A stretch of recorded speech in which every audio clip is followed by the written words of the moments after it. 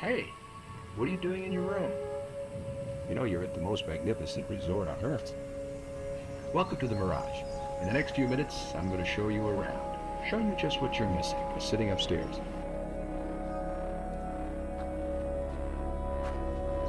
Dad? If there's anything that my stand for I can do to make your stay more enjoyable, just let us know. After all, that's what we're here for.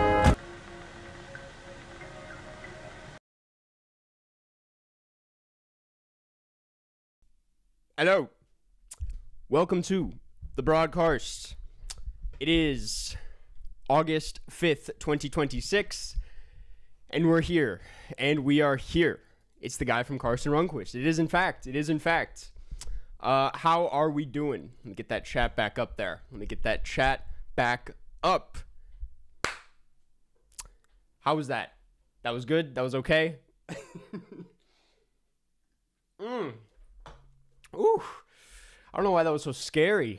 I was like, I just woke up today and I was like, I'm gonna do that. I'm gonna do it.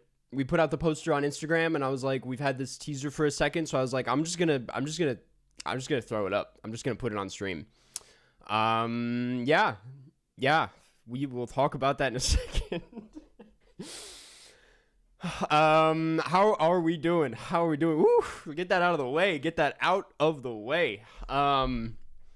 It is August 5th, 2026. I've already said that, and welcome to the Broadcast. It is good to be here. Today is going to be a great day. I'm so excited for today. We have so much planned that I'm excited to get into. We've already had a crazy stream. Yeah, we're going to talk about Hoop Dreams in a second, and I have a lot to say about it. It is a fantastic film, and I'm very excited to talk about it. One of the best films we've talked about on the Broadcast. One of the best we've watched so far. It is a little over a year since we started doing these weekly live streams, which is crazy. Time really flies, doesn't it? I thought we were doing the tier list. We are going to do the tier list. That's what I was just about to say. It's been almost a year. We've watched a lot of movies, and we are going to do a tier list going through every movie we've watched in the last year on the Broadcast. And we're going to try and make sense of everything. We're going to see what didn't hit, what hit it out of the park. It's going to be a fun time. There's quite a lot of films, so we will try to zoom through that. And then we're going to, end the stream with some Cinenerdle. It is not a Baba week. You'll know when it's a Baba week. It is not a Baba week, which is probably good news to a lot of you. But, anyway, yeah, it's good to be here. Before I go any further, I do want to say hello and welcome and thank you to all of the members in chat. Those are those lovely green names that you see. I want to say hello to What the Falconer, Lucky, RMST, Nook Rudo, Maxwell Hampton, good to see you as always. Blah, blah, blah, blah, blah, blah, blah, blah, blah. Ellen Mary, good to see you. Carter Conrad, good to see you. Devin Bishop. Ben, how's it going? It's good to see everybody. Soul Maxwell. I got to scroll down a little bit. Eddie's Roses. Good to see you. Viewfinder. Matt Mann. Tomas. It's funny. So, members will know. Z-Manu, thank you for being a member for 4 months. I love you too. Appreciate the support. Yeah, members will know that this week I did a members-only letterbox roast, which has been recommended many times. If you're a member and you submitted your account and it didn't get in that video, don't worry. There are going to be multiple parts to that video. It's coming. It's going to happen. So are we starting with the Hoop Dreams talk? We are not starting with Hoop Dreams. No, it's just like any other stream. We're going to wait to get into that. We're going to get into it in like an hour and a half or so. But, I tried to submit, but my comment got deleted. Okay, I think I saw you commenting about that. That might be, did you comment more than once? Because sometimes they automatically delete that. Just know that I have no reason to delete comments, so it was not me. But feel free to re-comment on the post. Oof, you know what? I don't think it helped that I had like a can of cold brew coffee right before this. It kind of gives me a little shaky. I don't know why I'm so shaky today. I'm freaking out right now. Carter Conrad, thank you for being a member for 7 months. Appreciate the support. What if I submitted my letterbox username late? No problem. No problem. They will be over when I do the last batch, which will be the third part. So it is not too late. I will probably, honestly, when it gets to be too much, I'll probably just close the community post. But, Carson's caffeinated again. I don't know why I do this to myself. Like, I have no business being caffeinated. I'm already amped up as is. Have you heard the Digger news? I have not. The runtime is pretty much confirmed to be 2 hours, 40 minutes. Why, man? Why? And the budget is rumored to be around $200 million. The film might just be cooked. I'm worried extremely. Is this true? What is the source? Because I'm learning about this right now. This is the first I'm hearing this. Is this true? Because that's devastating and also makes a lot more sense. But, I'm going to see it regardless. Oh, it was going to flop regardless, but if it's that long and it costs that much, that is like, there's no reason for that to happen. ZJ, thank you for being a member for 10 months. Appreciate it. Trailer looks great. Thanks for the letterbox roast. Appreciate it. Thank you so much. And I hope you enjoyed the letterbox roast. Those were a lot of fun. Help me get through this last hour of work, please, bro. I will try my best. I think this is going to be an entertaining stream. I hope that we keep things rolling. Tom Cruise is never going to come back from this. I don't give a fuck if it flops. And I don't care how we feel about Tom Cruise. I am still glad he did this. I think this is a fun career choice. Even if this movie sucks, even if it's like a huge misfire, I think the fact that he decided to do this at all is like one of the more respectable things Cruise has done in the last few years.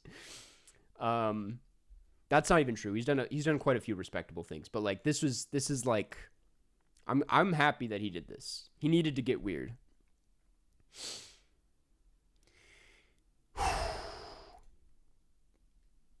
Kind of has Doctor Strangelove vibes. It has Doctor Strangelove vibes. It has Mickey 17 vibes. And, Mickey 17 only worked because Rob Pattinson was so fun and Bong Joon-ho is a very reliable filmmaker and there were enough good ideas in there to make it pretty fun, even if it was a little messy. There was a lot that was excusable about Mickey 17. Iñárritu is not as excusable of a director. Like, he's a harder one to get on board with for a lot of people. I'm kind of into it because I kind of liked where he was going with Bardo. It was just the wrong film to be trying to do all that, and so this feels more committed, and so I'm like open-minded about it. I think it might be good, but probably a flop. How's your day, Carson? My day's pretty good. It's I haven't done a whole lot, to be honest. But it's going well. It's going well. Put out a video this morning, what I watched in July. You can check that out on the main channel. Can Babylon still win Best Original Score this year? There's a chance, enough write-ins, and we can make that happen. Carson, you're in the It Ends trailer for Neon. Thank you for the super chat. Yes, I'm aware. Many people have told me about this, and I've, of course, watched the trailer by now. I think maybe this happened last week when this trailer dropped, and I figured out, but I guess, like, seeing one of my Letterboxd reviews in quotes on a trailer really, like, puts my reviews into context, in a new context, that is. Like, it really makes me realize how... I was just like, this is not a serious review. Like, I can't believe they put this in the trailer, but I'll take it.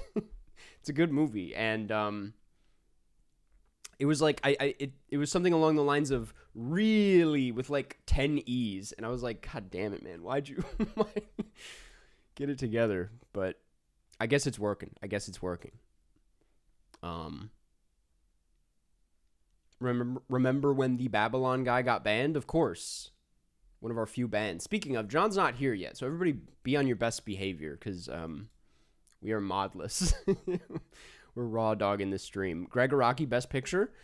That was what I was going to talk about. I saw the new Greg Araki this week, finally. That was definitely a priority. I try to see movies on their opening weekends as much as possible, but a lot of them slip through the cracks. But this was one of them where, even though I wasn't planning on doing a video about it, I was like, I am going to be there opening weekend no matter what, because I want to support Greg Araki, who is one of our greatest visionaries working today.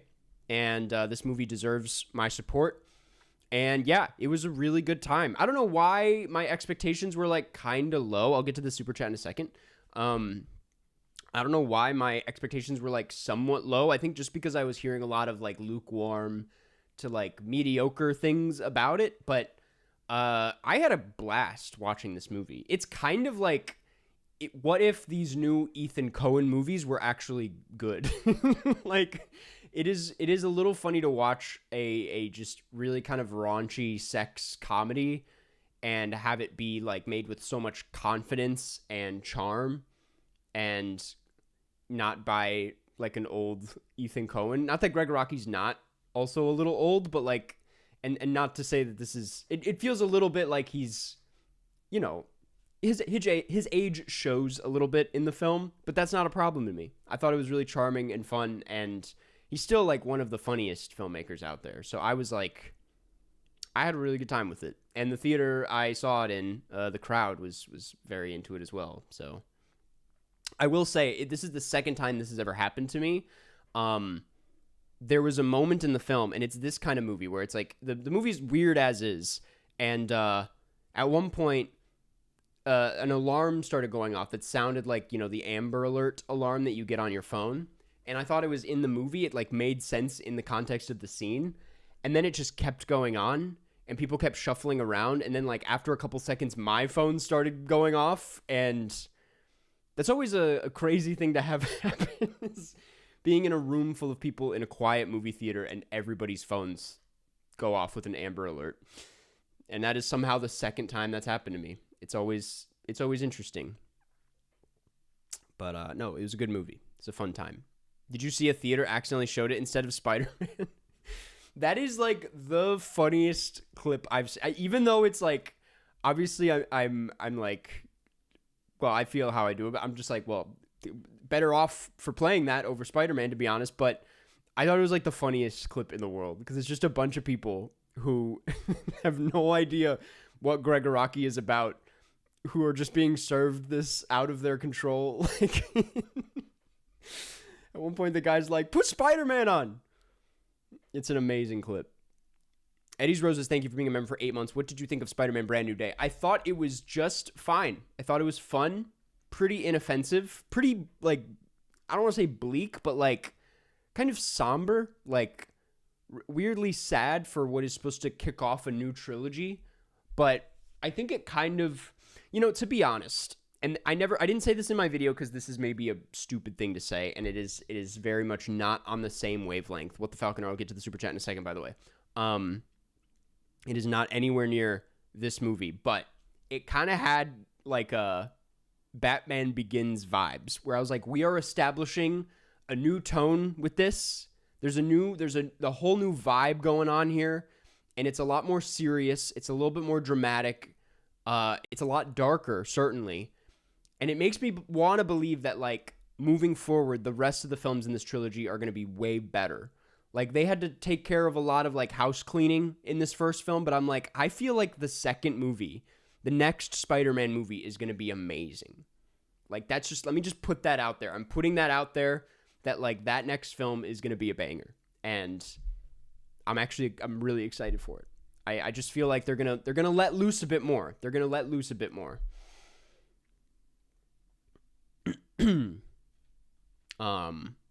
Okay, Wealth the Falconer, thank you for the super chat. Thanks for the roast. My shitty bio is from The Sandlot. Have you seen it? I saw it when I was like a kid.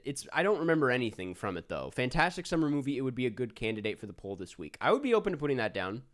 We could put in some summer movies. There's a couple summer movies that have been on the mind. Can start thinking that through. But thank you for the super chat. Appreciate it, and I'm glad you liked the roast. Let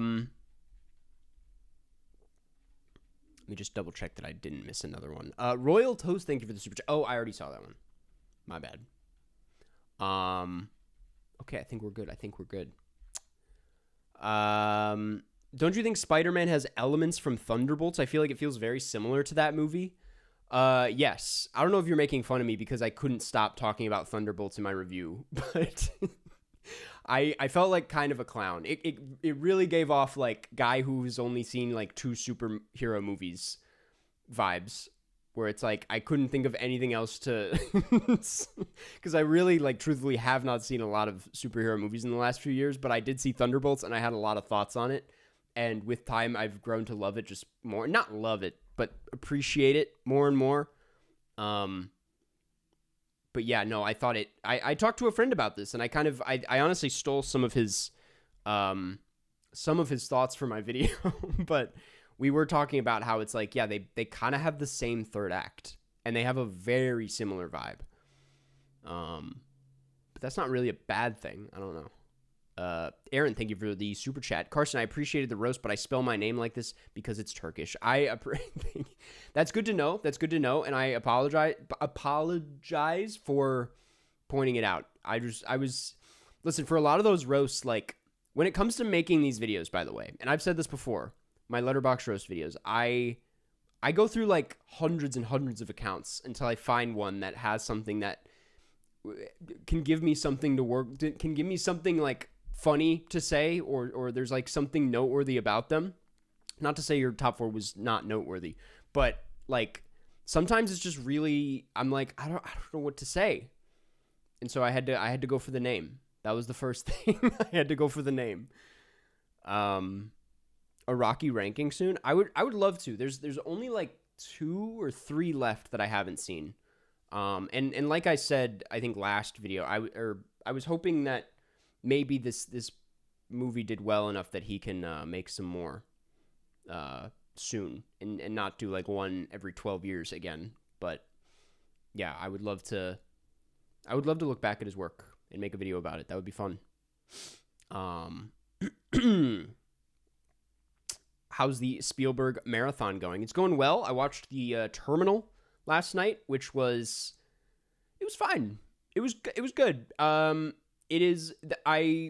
remember when I first found out about that. Well, firstly, I didn't know this movie existed for a long time. It does not come up in conversation when people talk about Spielberg's greats, and there's a reason for that. But I learned about the real story behind the real guy before I knew about the film, and that was like a long night on Wikipedia just going down that rabbit hole. And then when I found out about the film, I was like, and Steven Spielberg directed it? I was like, how have I not heard of this? And apparently it was very influenced by Playtime in a lot of ways, just because of all the airport cinematography and the way he works with crowds. And you can see that. At first I was like, okay, sure. And then I watched it and I was like, okay, no, he's cooking a little bit. But yeah, having now finally seen it, I understand why it's really like just completely forgotten about most of the time. It is not that noteworthy. It's kind of strange. It's a movie that like changes pretty dramatically in the second half, because it goes from like this drama that's like sort of a political commentary on the broken immigration system in the US, and then it turns into like a rom-com, and it's also like very slapsticky. And it's like, what is Spielberg trying to say with this movie? Like, what was the intent here? It's a really odd film, but it's very watchable and fine. And, you know, I actually liked Stanley Tucci a lot. It's just a little awkward. Playtime first half was a snooze fest. It's just not true. It's literally just not true. If there's any part of Playtime that kind of dips, it's maybe the in between the airport and the nightclub is when it kind of dies down. There's like a whole thing with like apartments, and I think even that stuff is great. Having seen that movie like 6 times, even the like little cubicle apartments, that whole sequence is phenomenal. But the whole airport section is like a classic, man. That's iconic. John's here. Everybody say hello to John. Shout out Tucci. John, how long have you been here? Terminal kind of peaked for some reason. I think that, you know what I will say about Terminal, and I almost made this my Letterboxd review, there's like something weirdly beautiful about all of the brand logos in that movie. Like, it goes so far with the product placement that it actually becomes pretty artful. And like, there's something about the way the Baskin Robbins logo is just shining behind Tom Hanks that I'm like, no, that's stunning. That's actually a gorgeous shot. The way he's like eating Burger King in the most like advertisey way, I mean, you got to give it to him. Maybe that's what he's saying. Maybe he's saying something about, I don't know. He's not. Carson Terry Gilliam is goated. To some people, sure. Brazil, certainly a masterpiece. I gotta get in there. There's a lot of Terry Gilliam movies I haven't seen. We're modded now. We are modded. Everybody got real tame when John showed up. John, you showed up and everyone got real quiet. I think they're nervous.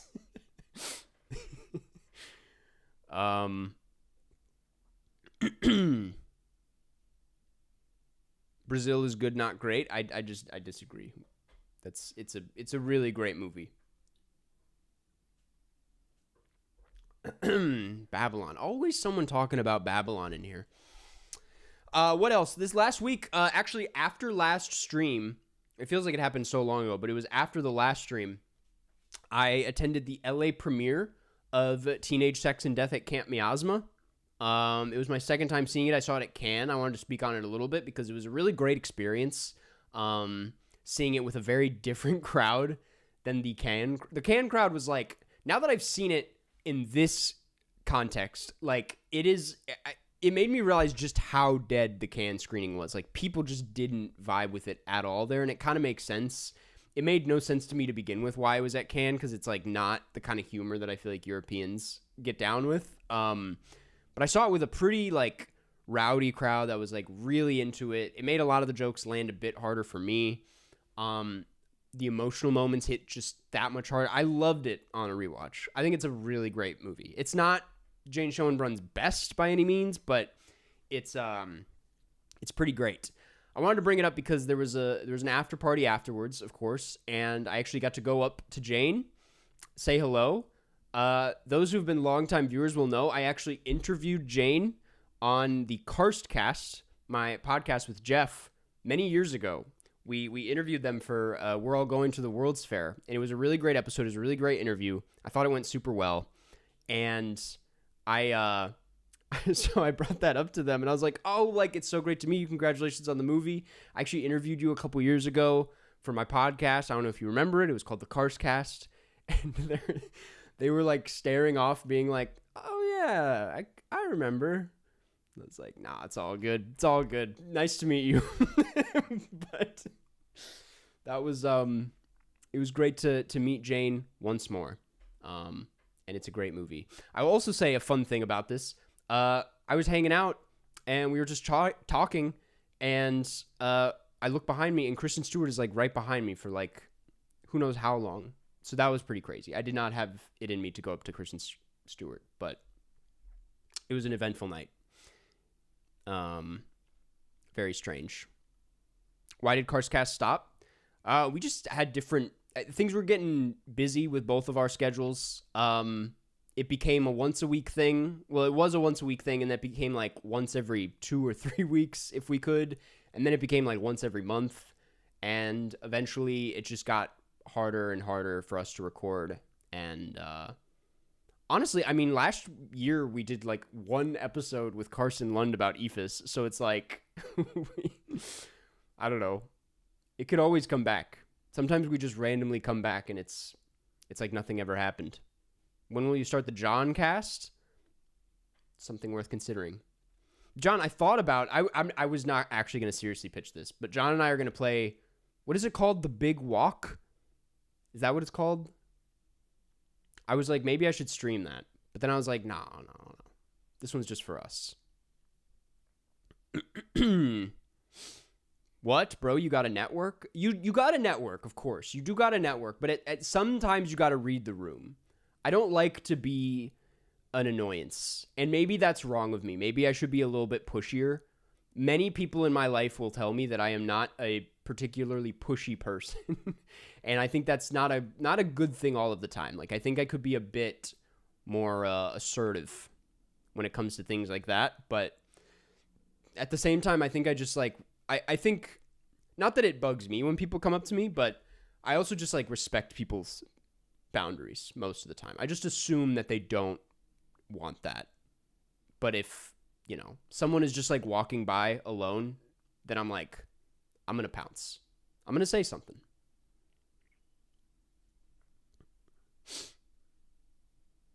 Let's vote for next week early so we can get to other stuff. I suppose, yeah, we never really do that, do we? We never put the poll up that early. I guess we could just get right into it and then let it run throughout the rest of the stream.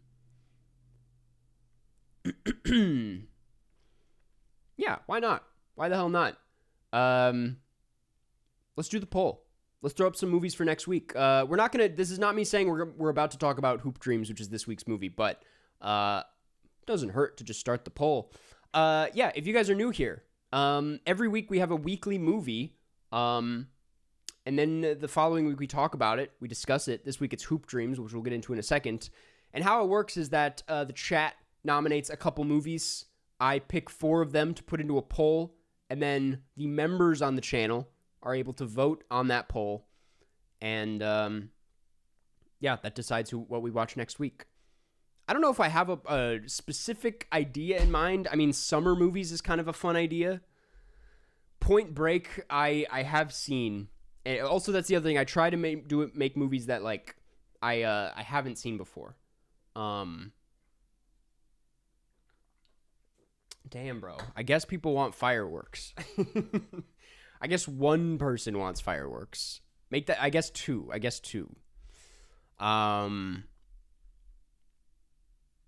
Beyond the Infinite 2 Minutes. That one I've actually I've been kind of itching to watch that. A History of Violence I do want to watch.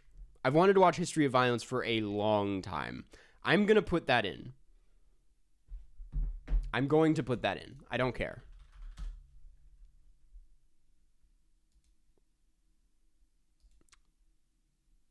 What is Coffee? Romy and Michelle?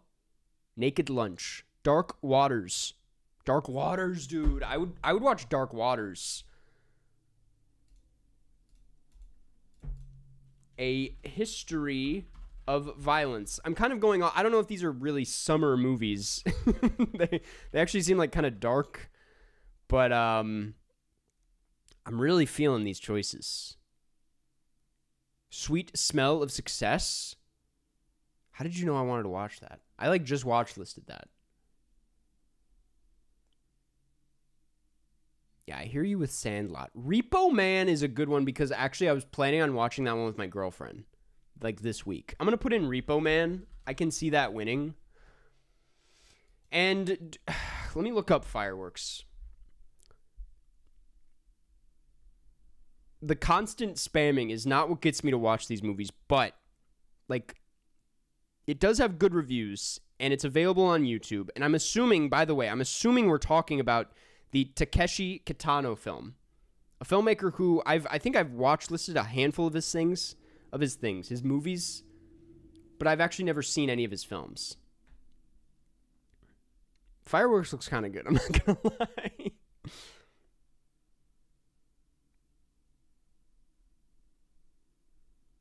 I'm kind of into it, to be honest. I am gonna do Fireworks.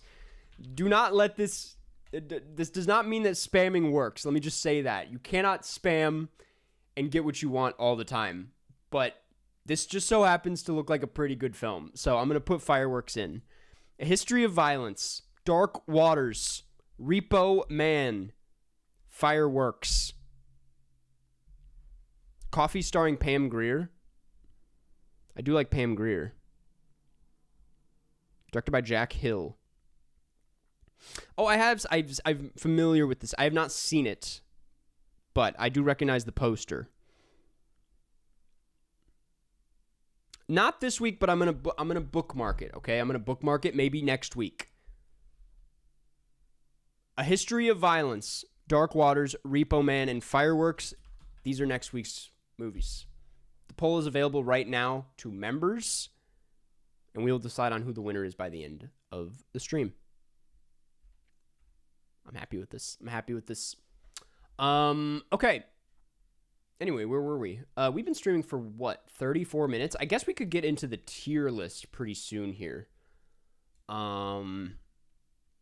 Let me pull that up. Just because we are cruising through stream already. Give me 1 second. Emoji Movie 2. Give me 1 second. Is that? No. Bada bing. Bada. Boom. And bada. Baba is you. I'm kidding. Everybody stay. Don't go anywhere. What is this poster? Why didn't this import? Weird. Okay. And we are good, I think. Hopefully everything's good. Hopefully everything looks okay. Advice for going to film festivals. Planning on Venice 2027 with a friend of mine. I've never been to Venice. I've heard it is a big one, of course. I heard you like have to take a boat in, which is exciting. That sounds like a lot of fun. My advice is to set up a plan for when you're going to eat, because sometimes people cram their schedules with films and then realize they never actually factored any time in to like have lunch or drink water, and then you're just kind of like dying during these movies and you're not even enjoying it. So it's like I would max out at like 4 a day. You could find the time in the day to like recover with 4, but like don't kill yourself. That is it's one of my highest pieces of advice when going to a film festival. Update the list, man. You never do. I know I do have to update it, and I realize I need to update it when putting together this tier list. I want to give a shout out to user W3K. W3. I forget who it is on Letterboxd. A username I recognize from the Discord. For having the most comprehensive Broadkarst list on Letterboxd. The only person who's like actually with it, more so than even myself. That's where I got all the posters. That's where I was reminded of everything. You are W3K. Shout out to Walter. Oh, thank you, John. But anyway, yeah, this is, I'm pretty sure, all of the films we've talked about on the Broadkarst, if I'm not mistaken. And it's pretty self-explanatory. We have S, A, B, C, D. We don't need to go any further. And we're going to get into it. I guess we could have a bit more fun naming these. I'm going to say S is masterpiece. That's pretty... That feels right. A is a banger. The difference between a banger and a masterpiece, I feel like most would understand. I don't know if I need to explain it, but you know what I mean. I guess B should be banger. But B is more like, what is B? Solid. B is solid. C, sure. D, forgot. And then we need like one more.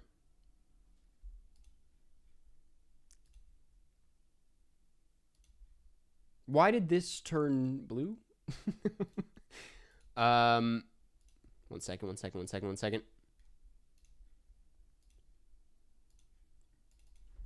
Bad.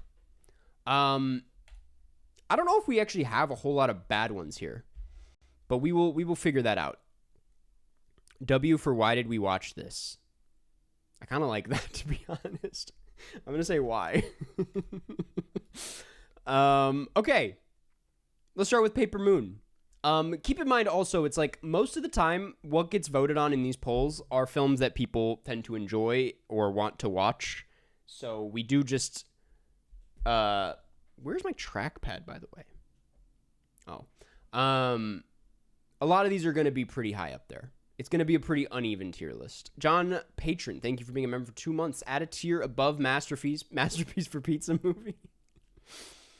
We'll get there when we get there. Yeah. Paper Moon, a banger. I love Paper Moon. It's one of 2 Peter Bogdanovich movies we've watched for the Broadkarst, and I really loved it. I'm being pretty careful with the masterpiece section, as there are only a handful of masterpieces, and I don't know if I would put... Even just looking ahead, I don't know if I would put Paper Moon in there with some of the real heavy hitters we have down the line.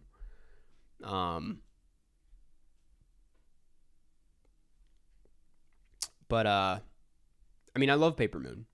It's a very charming, silly, kind of quirky movie. Like one of the few films where I would describe it as quirky, but in a pretty good way. Shout out John Patron. Exactly. Taxi by Jafar Panahi. Solid. And this is when, like, maybe I should retitle this because solid feels a little dismissive. I'm going to just say real good. Real good feels a bit more appropriate, but Taxi is real good. It is not my favorite Jafar Panahi. It is a very good entryway into his style and what he does. It is very much on the same tier as like Offside, which I just watched this month. Both of these films, very, very good. Very representative of who he is.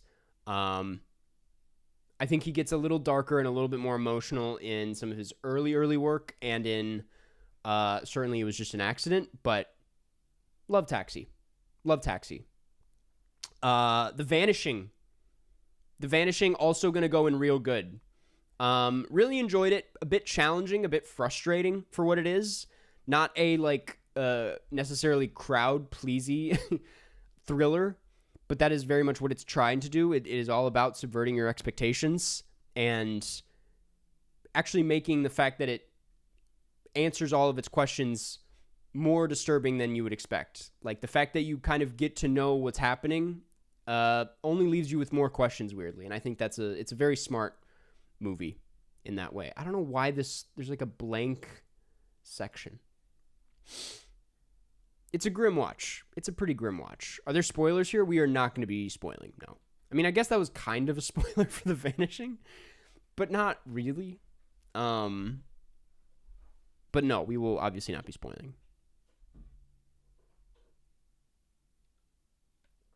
I watched both double feature after the stream. Vanishing low-key better.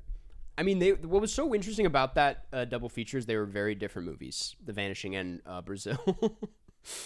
So, I guess, yeah, some people's thing is The Vanishing, other people's is Brazil. Carson, we're doing calls after. We are definitely going to do calls at the end of the stream. The French Connection. French Connection is kind of a banger. I'm not going to lie. That's one that, with some time, too, has just grown on me more. It's one that this is the thing about, like, William Friedkin, is he just, like, his films are, like, pretty good when you're watching them. You're like, okay, this is interesting.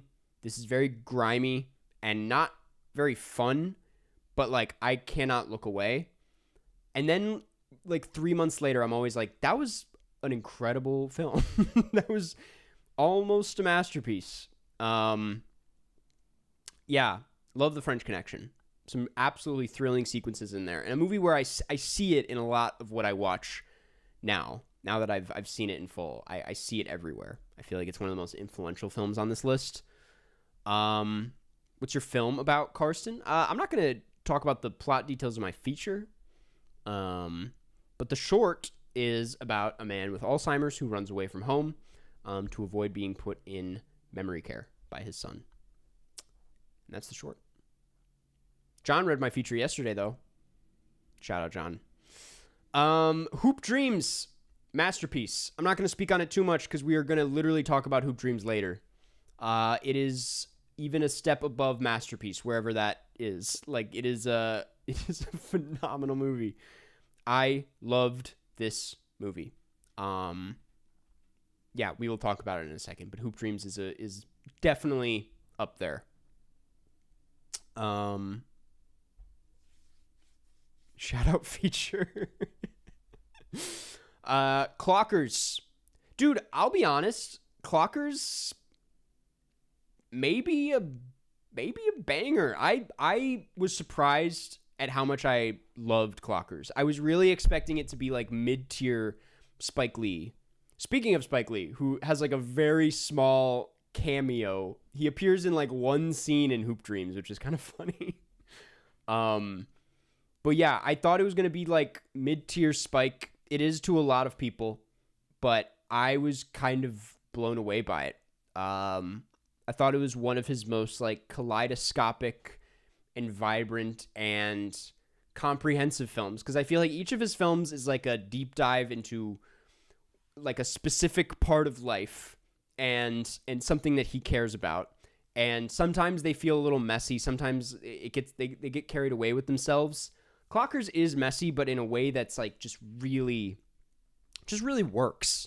I loved Clockers. One of the kind of a surprise. It's one of those rare cases where the poster is as good as the film.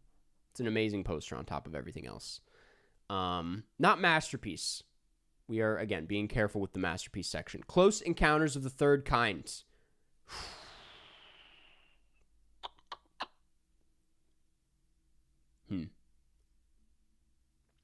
It's between banger and masterpiece. Especially watching, I'm deep in my Spielberg marathon right now. And so I'm watching a lot of bad Spielberg, bad to like mediocre. And so doing all of that has actually made me appreciate Close Encounters a lot more, because I'm like, damn, he really went off with that film. I'm going to put it there for now. If I feel bad about it, I'll move it down. But like, it's one of his best. It's one of his best. Targets. Already on our second Peter Bogdanovich movie. Loved Targets. Another grim watch. One of, I think, the greatest films about violence in America and male rage. It's a very simple movie, but really disturbing, really gets under your skin in its runtime. A really clever film. One of those where I've been thinking about this recently, like when filmmakers have experience as critics or as like film scholars in some way, it's like you can sometimes tell in the movie based on like how they're playing with genre and style and like the history of film within their work. I think you see this a lot in Park Chan-wook, and how much he pays attention to genre and like the potential of filmmaking. You also see it a little bit in Truffaut, obviously. But Peter Bogdanovich, who used to be a film critic and writer, is no exception. I feel like you see that the most in Targets, which is like, on top of everything else, kind of about horror as a genre and how it's evolved. It's a banger. Grizzly Man. Also amazing. I mean, one of my favorite films we've watched as part of the Broadkarst. One of those where I'm really glad we watched it, because I'd been wanting to watch it for years and it was somehow better than I expected it to be. I've actually watched it twice now. I watched it with my family, and just a bizarre film. Just a really bizarre movie about a bizarre man, told with a lot of just a beautiful Werner Herzog narration that, you know, goes so much harder than it needed to for what is like an already pretty interesting film. You know, I think I'm gonna put it a step below just because I'm, again, being careful. But like, I loved Grizzly Man. It's a great movie. Do you recommend Grizzly Man? Yes. And if you're nervous that it's gonna get too disturbing, or that it goes there and shows you anything you don't want to see, it doesn't. It is not as graphic or as like horrifying as, I mean, it kind of unsettles you. It leaves you with a weird feeling in your stomach, but like it doesn't show the stuff that I thought it was going to show. Thank God. My Own Private Idaho. Real good. That might be a hot take, to put it that low. It's not that low though. Dog, I'm looking out at what we have coming, and I don't know when we're ever going to get to Sure. I don't think there's going to be maybe like 2 movies across this entire bottom section. We only watch bangers over here. My Own Private Idaho is real good though. I enjoyed this quite a bit. Took me a second to warm up to it. It's definitely a classic and is iconic for what it is. Some iconic performances in here, certainly. Wasn't like a home run all the way through for me, but I liked it. The Night of the Hunter. is a masterpiece. That is one of our first masterpieces we watched. It had the top spot for a long time before Hoop Dreams came along. But Night of the Hunter, man. Incredible. Directed by Charles Lawton, his only film. And makes you think what could have been, you know? What else he had in that noggin of his. Because it is a visual marvel, this movie. And it's, yeah, really stuck with me. Love that movie. Possession. Possession's a banger. It's, again, it's up there with, like, Virginia Woolf in that it is quite uncomfortable. Not a fun watch by any means. Kind of a masterclass in performance. I mean, some of the most visceral performances I've ever seen on film in this movie. Sam Neill, rest in peace. Probably his best performance that I've seen. Really disturbing. And yet you can't look away. Some really weird cinematography. Just, I mean, when I talk about this movie, I always come back to the fact that it's a movie that just feels like it's influenced so much of what you see today, and a movie that could very easily come out today and go over just as well. Like it's crazy that it came out when it did, because it feels so ahead of its time, visually, thematically, performances. Like now is the time to watch Possession. Like, this is it was built for this generation, and I don't know like how to expand on that, but yeah, great movie. Okay, I spoke too soon. We actually do have a lower tier film. We have Blade, which is not a bad movie. I actually don't know if I can really put it in forgot or why. I'm just gonna comfortably put it in sure. Definitely at the bottom of the list. Not at the total bottom, but like, it's not a banger. There are scenes that are bangers. There are individual aspects of Blade that go incredibly hard, like way harder than it has any reason to. But kind of weirdly dull for the most part. Not a movie that's like, as consistent as a lot of these. Unfortunately, I wanted it to be a lot better than it was, but I kept getting reminded throughout that like there's a reason this movie doesn't come up that often. It also doesn't help with the fact that, yeah, it starts off so high that the nightclub scene is like so unbelievably good that unfortunately everything just kind of feels flat after that. But yeah, it was a fun movie. Let the Right One In. Real good. Been thinking about this one a lot recently, just in light of Hoyt van Hoytema on the Odyssey, and thinking about his roots and how good he's always been. How this movie is like gorgeously shot, and one of the first quote unquote elevated horror films, if you want to call it that. Pretty disturbing, one that really gets under your skin, and has stuck with me, to be honest with you. It's not as, I think, striking, or it hasn't lasted with me as much as, everything that's above it, but I enjoyed it quite a bit. Good one to see in theaters. Which Dark Waters is up for being voted? Good question. I was thinking about the Todd Haynes Dark Waters. It doesn't really matter as it is not winning, but yes, that was what I had in mind. Happy Together. Now, this is an interesting one.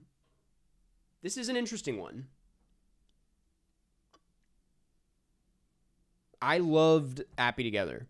It got me to actually fall back in love with Wong Kar-wai, a filmmaker who I've always appreciated, of course. I've always loved Wong Kar-wai, but like, I don't think I've ever felt as passionate about him the way a lot of people do. Like, it took me like 3 watches to get into In the Mood for Love, admittedly. Like, that's a movie that it took me a real while to be on board with it. Fallen Angels I was really into, but has not really stuck with me that much. Chungking Express, like, I don't think I got. But Happy Together was like an immediate yes. Like an immediate, it just resonated with me. Something about it felt so real and emotional and like it cut deep. And I think that is what a lot of people get out of every other film of his. Like, not a lot of people feel that for Happy Together, weirdly. But I'm a real big Happy Together shooter. I think it's a really beautiful movie and a really sad one. I'm gonna put it in a masterpiece. I'm just gonna do it. I think he deserves it. I think that movie deserves it. While we're at it, the Red Shoes masterpiece. let's just keep it going. We just talked about the Red Shoes like 2 or 3 weeks ago. A Powell and Pressburger banger that makes use of the medium in a really striking way. Is very tragic, feels very classic. The kind of story that you can just continue to watch and continue to feel and pick apart, and you know, it ages with you really well. Like, even on a second watch, I found myself connecting to different parts of the story. It's not one-noted. It has so much depth and nuance, and yeah, I love the Red Shoes. Striking. Carson, you should watch Hairspray. It's a great John Waters film. You know, I've never seen John Waters' Hairspray. I've seen the John Travolta Hairspray many times. I actually don't mind it. I know a lot of people have like strong feelings about that, but I think it's kind of fun.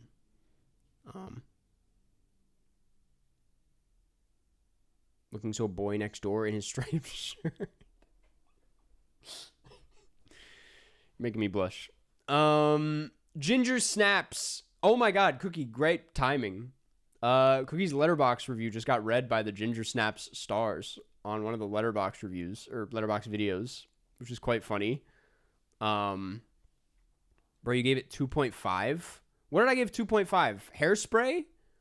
I mean, it's not a good movie, but I've seen it many times. I don't think it's that bad.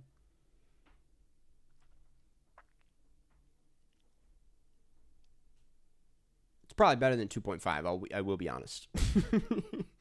You give me a Freddy Krueger vibe with that thing on. Okay, listen, I actually talked to Cookie yesterday, and I was like, is this too Freddy Krueger? And we looked up pictures of him, and it's like, it's not. Like, he's got thicker stripes on his sweater. It's a little bit of the same colors, but I don't think it's full Freddy Krueger.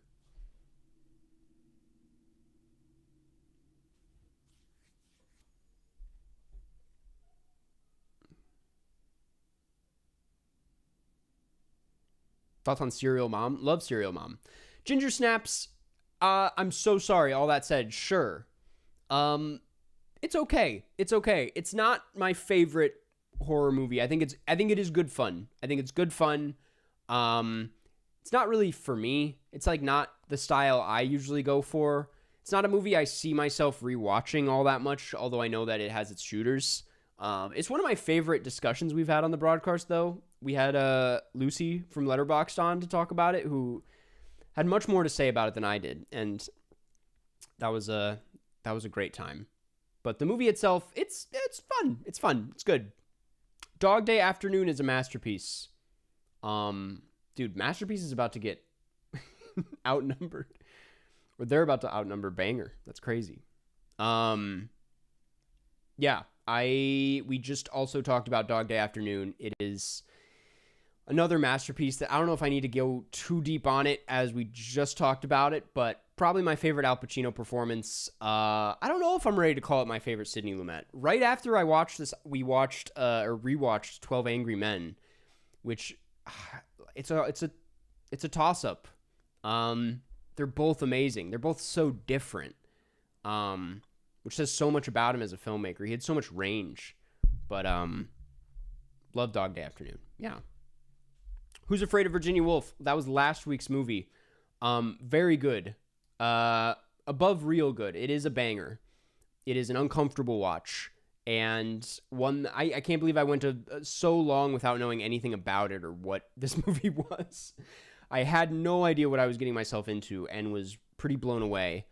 It is like one of my favorite genres of film, in that it's like a late 60s movie that feels like it's tearing down a certain style and attitude that had been the norm for many decades before it.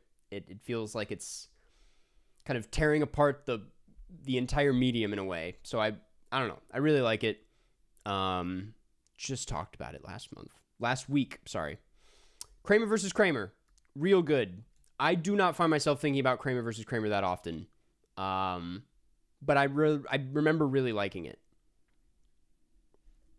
Carson, let's just get out of here. What are you talking? Why? We're having a good time. Carson, what if we just shot the shit for a whole stream? See, that's more my vibe.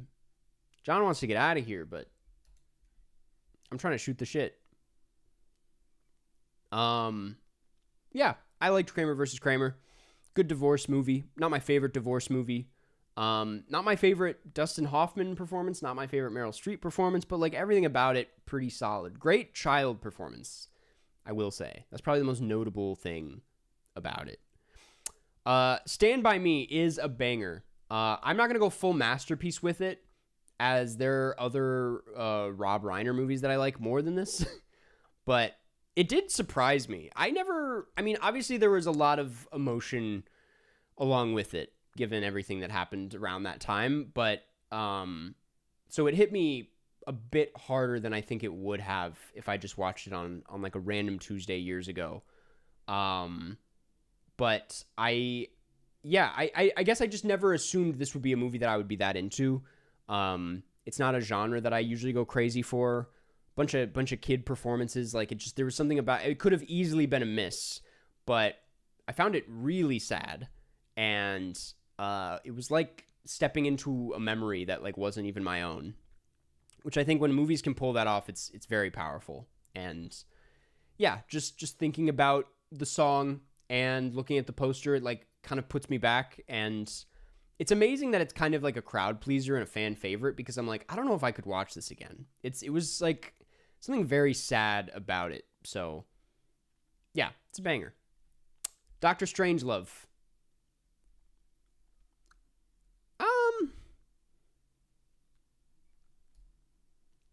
It's between banger and real good. We talked about it on that episode. It's like a low banger, top of real good. It's not my favorite Kubrick, and I know that's a hot take. But it's like, I think it's a little inconsistent. Funny and as good as much of it is. I think there's parts of it that drag a little bit to me, compared to his other films that are just like solid all the way through. But I feel like it's wrong to put it at anywhere below banger. I think I'm too dumb for Doctor Strangelove. Just give it a rewatch. Maybe you're just overwhelmed. I will say, like, for a comedy and for being like a tight 90, there's a lot going on in that movie. Carson's my favorite VTuber. That's so true, yeah. That's who I am. Come and See isn't on the list. Thank you. I'll add that at the end. The Watermelon Woman. Real good to sure.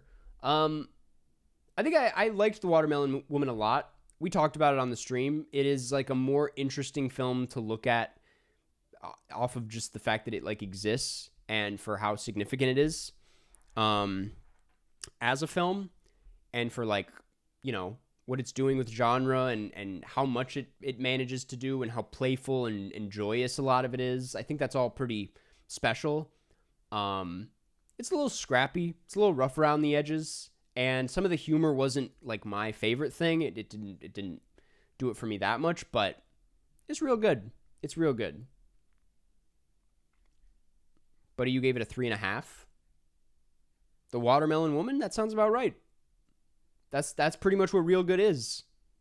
There's 3.5s in Sure. There's 3.5s in real good. It's a vibe, dog.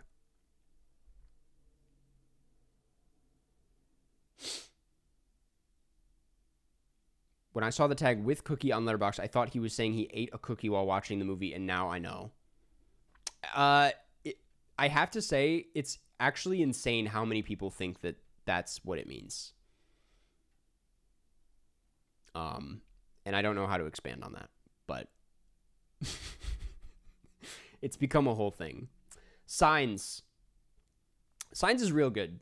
And weirdly, in a weird roundabout way, this is not the first time someone has brought this up, and I'm not at all original for thinking this, but like in just watching more Spielberg, it's gotten me to appreciate M. Night a lot more, because I feel like M. Night is the only person who is like kind of, you know, as far as like the quality goes and like his output and consistency, like that's up for debate. But like stylistically, he feels like right behind Spielberg. Like he's the only person I've come across that can do what Spielberg is doing on that scale, and like come close to replicating the feeling you get out of watching a Spielberg movie.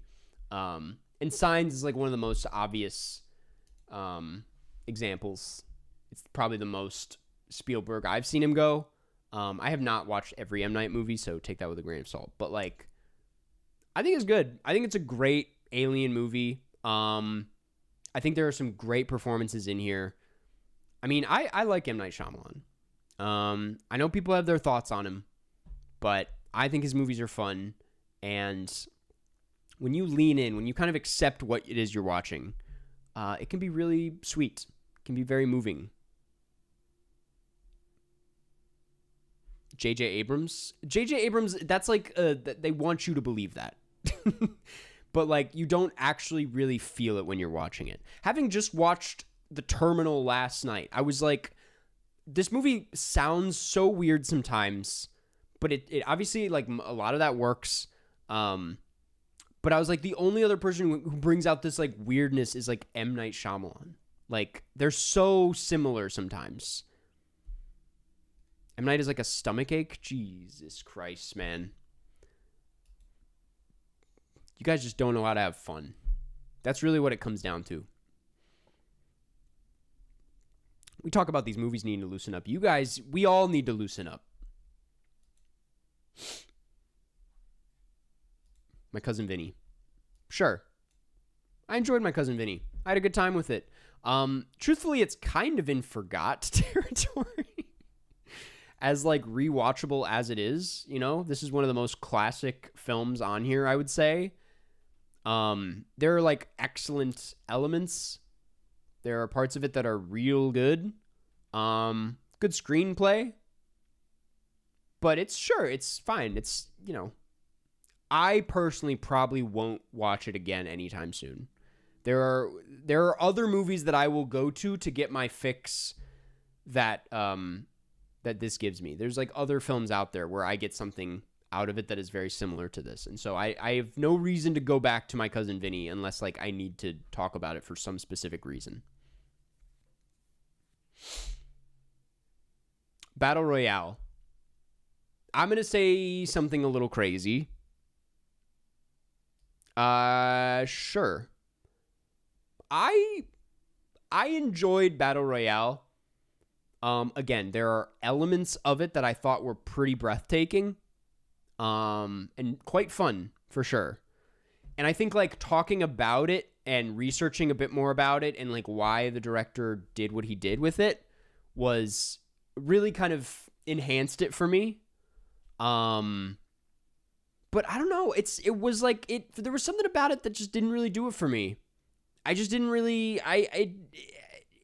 I felt really detached from it, to be honest with you. You gave it a 4? I know I gave it a 4. It's just like with time, I'm like reflecting on it, looking at it next to all of these movies.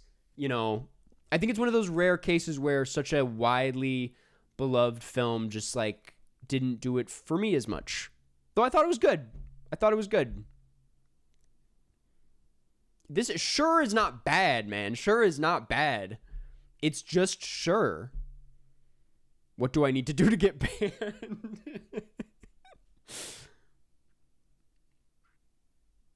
Throne of Blood. Throne of Blood is a banger. It's not my favorite Akira Kurosawa, but it's a damn good movie. It's one of his slowest. So Maxwell, thank you for being a member. For 11 months, that's crazy. What do I win when I get to a year of memberships? It's a good question. We don't have any prizes for that, to be honest with you. But you get a big thank you from me. if that means anything. I'll scream my thank you when it happens. I will go to the other side of the room and scream it so that the mic can pick it up. But that's it. A shower. Yeah, really enjoyed Throne of Blood. Amazing ending, and has everything you want out of a Kurosawa film. Really great. Butch Cassidy and the Sundance Kid. So this is another one that I've actually rewatched since. It, I have to admit, is what kicked off my Paul Newman obsession.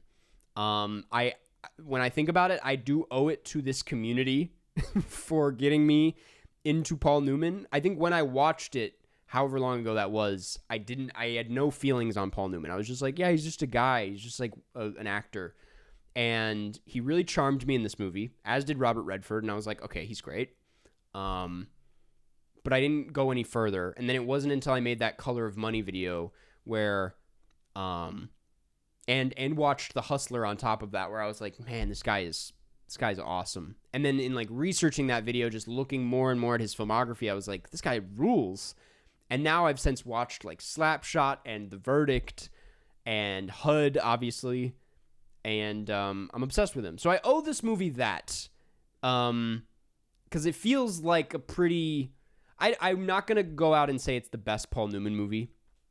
It does not show him off the way Cool Hand Luke does or like HUD, but it's up there. I'm going to calmly put it in banger for now because the movie has its flaws. The movie drags at times, but it's a great movie. He's more than just a guy. He's the face of ranch dressing. Yes. Yes, and that too. And he makes good-ass sauce. Training Day. Connor, thank you for being around for 7 months. Hey, Karst, trying to tune into the streams more. Hey, I appreciate that. We do it every Wednesday at 1 p.m. Pacific. Come through anytime. We will be here talking nonsense. But thank you for being a member for a while. Appreciate that. Training Day. It's a sure. It's a solid sure. I almost put it in forgot because sometimes I do forget that we watched it. But, and I think people are really quick to write off Training Day and say it's not all that it's just Denzel Washington. And while in a way you are right, like he is the standout, it's one of Denzel's best performances. There's a lot more to it than that. I think it's a really fun, tightly written, tightly directed for the most part crime film that doesn't really have the sauce or the muscle to like speak on some of the bigger ideas that it clearly wants to speak on. Like it doesn't really go there. And I think it's just because it realizes it's not that kind of movie. And that's very fair. But, it is a really fun time.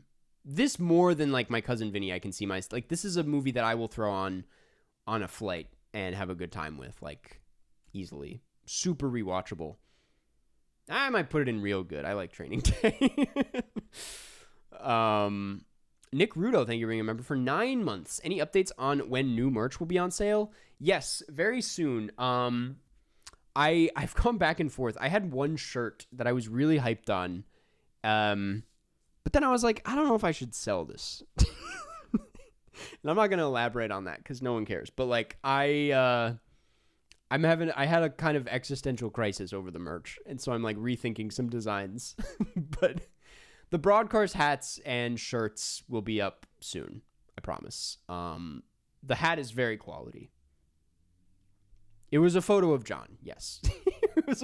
It was just a photo of John that I took without his permission. And I was like, I don't know if this should be on a shirt. It's a little odd. John should at least be making the earnings.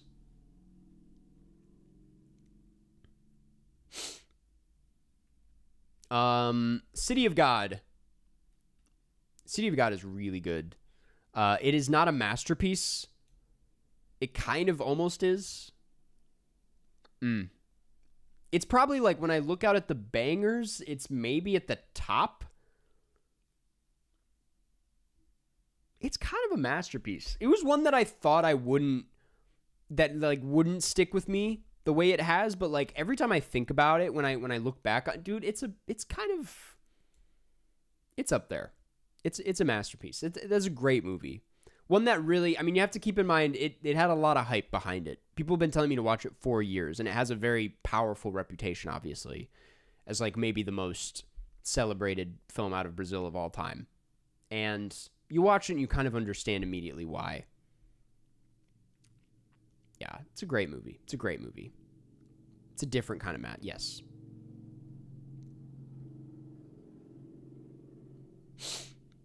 The Fall. The Fall is real good.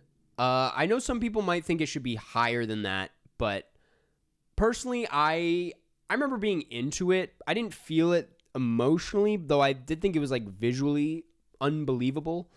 To be honest, it hasn't stuck with me a whole lot. I rarely think about it, but I liked it.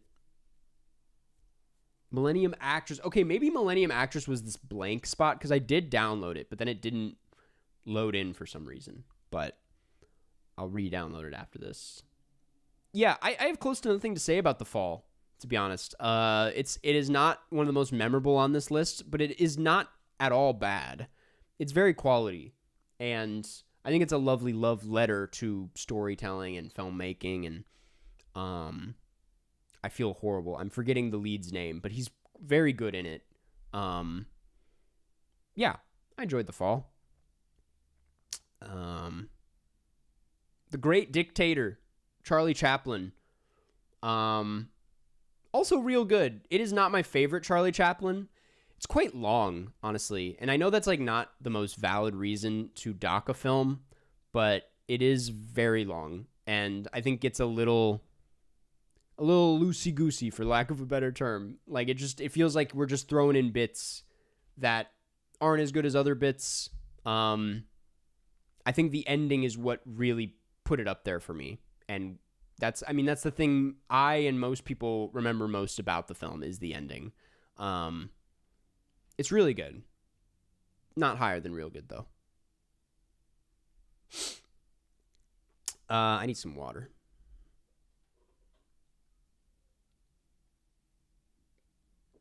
Any films that you have to add on at the end of the list need to go in forgot by default. I don't think there is a world where Come and See ends up in forgot. That is a crazy. just picturing that is insane. My cousin Vinny over Come and See. I can't even say it out loud. Vanilla Sky. This might be our first forgot. Hydration break. I enjoyed Vanilla Sky, for the record. I had a very entertaining time with it on the airplane where I watched it. It was a time. It was a fun one to unpack and try to figure out because I was like, I had no idea what I was watching for most of it. I was expecting Tom Cruise to win me over a bit more in it. He's just fine in the film.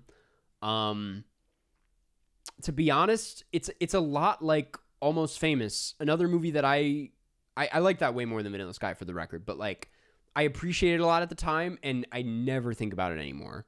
I never think about Vanilla Sky. It's fine. I think for how weird it is and for how much it's doing, you would expect it to hit a bit harder, but like it kind of immediately got shoved to the back. If there's any film to be in the forgot tier, this feels like the right one.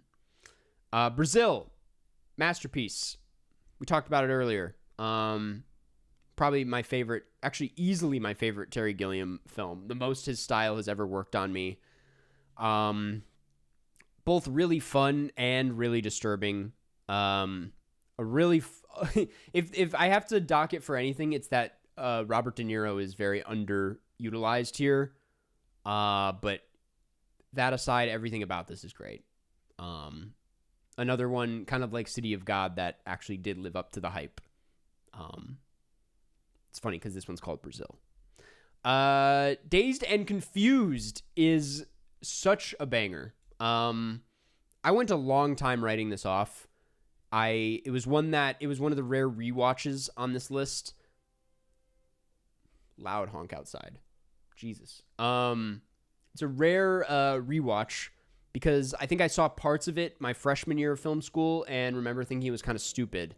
But rewatching it, I really fell under its spell and saw the magic in this film. The way I see the magic in a lot of Richard Linklater movies, where it's like, you know, you can pick apart their flaws, but like when you actually watch them, you just feel so in the worlds of his movies, and like you're just hanging out with a bunch of friends, and that just makes they're films that I never want to end. Like Before Sunrise, this one, trying to think of another hangout film he did, but yeah, it's my favorite kind of Linklater, and yeah, was really into it on a rewatch. Okay, Seven Psychopaths. This might be the most a movie that everyone else likes has not worked for me. I can't think of a lot of other movies where everyone else I know enjoys it, but I'm just really not. I mean, I was not alone in this. I watched this with Cookie, and both of us were like, "This is not it." But I know I'm gonna break some hearts. I know that people are gonna be mad at me for this. I don't know if I'm gonna put it in why, because I do like Martin McDonagh too much, and I think there are a lot of McDonagh-isms in here that I enjoy. I think it's worthy. It's not a why, but I literally can't put it any higher than Forgot. I really did not vibe with this movie. It is absolute. When I look out at the list, even counting what we don't have, it is, I think, easily my least favorite film we've watched on the Broadkarst. Forgettable next. Love Exposure is a banger. Kind of masterpiece. I was thinking about this movie again recently. It just like randomly came up in my memory, and I was like, yeah, that was an insane experience. I can't believe I can say I've seen it. It's a movie that I kind of truthfully assumed I would never get around to because it's, 4 hours long and, just a lot. I mean, really, it's just the 4-hour runtime that intimidated me. And even when I started it, I was like, gosh, this is going to be an experience. And it was a really unforgettable experience. And yeah, I'm glad we watched it. It's special. It's messy. And weirdly enough, I can see myself revisiting it one day when I have the time. It's a movie that I would dive back into if I have the opportunity, because it was, there's everything in here. As disturbing as it is, it's also pretty fun. Wayne, thank you for becoming a member. Appreciate it. Welcome to the madness. Have you seen any other Sono films? I have not. They've been on the watch list, and I've read a few things about him that I'm like are questionable, but I do want to check out some of his other films, though I know nothing is, I think, going to live up to this one. We did not talk about In the Mood for Love on the Broadkarst, I don't believe. The Departed. I mean, it doesn't get much more banger than this. It's not a masterpiece, because I know what a Scorsese masterpiece looks like, and this is not it. I don't think many people would say this is his best film. I think you're weird if you say that, but it is really good. Even after watching Infernal Affairs, which I thought would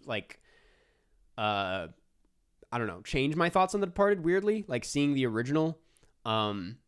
They're obviously very similar, but different enough. And The Departed actually proved itself as being a pretty interesting remake now that I've seen the original. Like he's doing a lot more with this, in all honesty, than they were doing in Infernal Affairs. It's great. It's a great movie. Also a very fun watch. I've been trying to get Cookie to watch it with me for so long, because I think we would have a good time. It's an amazing film. All the President's Men. Pretty. It's a banger. Yeah. What am I talking about? It's not a masterpiece. It's another pretty grim watch. It's a very like tunnel vision-y experience.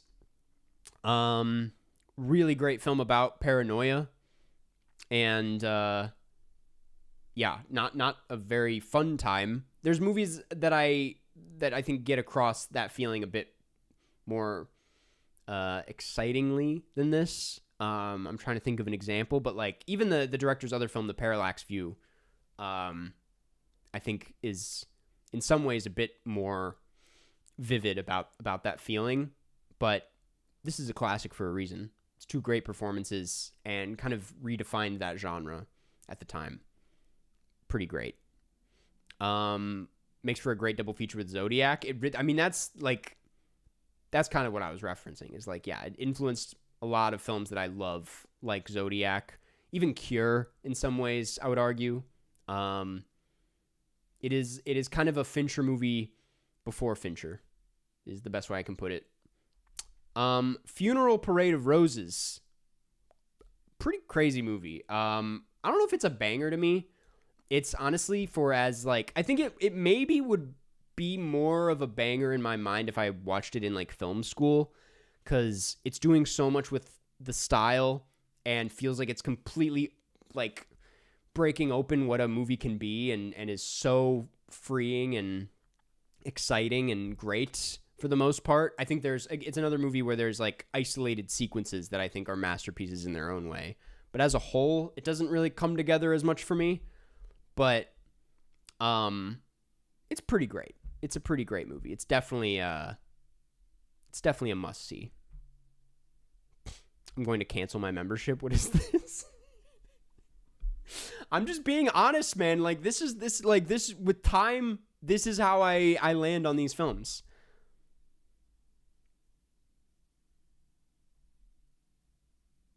We have to do another Japanese New Wave movie sometime. I agree. I would love to. The Terminator 2, sorry. Really good. Honestly, and this is I've spoken on my feelings with like action films. It's not a movie that I think about too often. It was just a really fun time. It feels like it's designed to be a banger. Like you can't really call it not that. It's not my favorite Jim, but it's a good time. It's a good ass time. The Wailing. It's crazy to like think about The Wailing now that I've seen Hope. Has anyone here seen Hope yet, by the way? I know it's not out in the US, but I know I think it came out in Korea and is like one of the highest grossing films of all time in Korea. Unless those are like pre-sales, but like it's crazy how much that movie like made me rethink how I thought about The Wailing, cuz like I love The Wailing. Again, a movie where like there's certain chunks that are so great, but it is a beast of a film. There's a lot of movie in this movie, and it gets a little exhausting, it gets a little messy by the end, but I do kind of love the fact that it's playing with every subgenre of horror in one. It's real good. I don't know if I would go as far to say it's a full-on banger for me. Leviathan. Now, this is a great movie. I loved Leviathan. I really like this director, and I still have not figured out how to pronounce his name correctly, and I got torn to shreds the last time I attempted it in a video, and so I'm not going to do that right now. But he is a director who I'm really into. He like scratches an itch that is so hard to find. Like this feels wrong to compare it to this, but visually alone, it is so similar to like what Todd Field is doing in Tar. Like it's wide and it's simple and really still and bleak, but so intentional. And yeah, I don't know. There's something about that it really draws me in. It's a style that I'm really into right now. And I gotta check out the rest of what he's got, because Zviajinstev. Was that good? Zviajinstev? That felt right.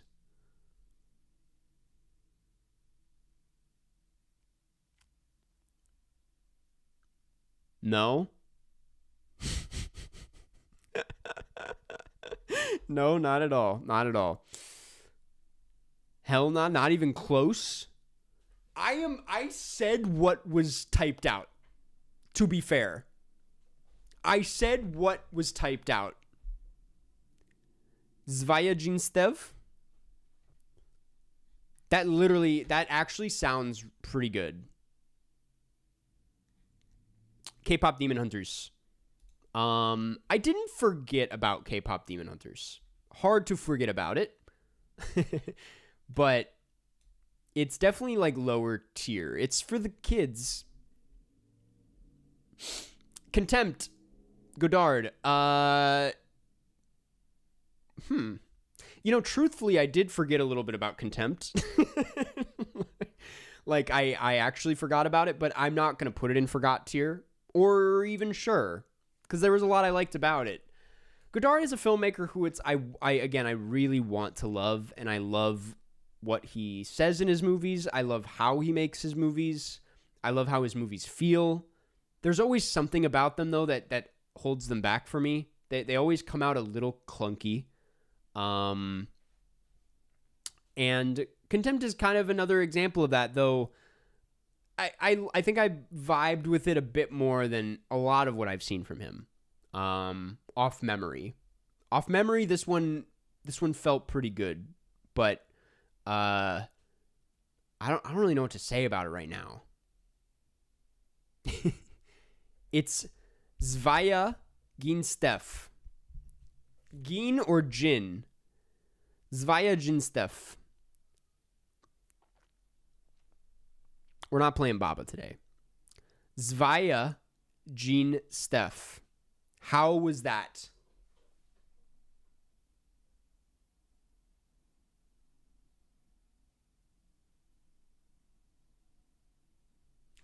Look, why are you telling me to stop? I'm trying to learn, man.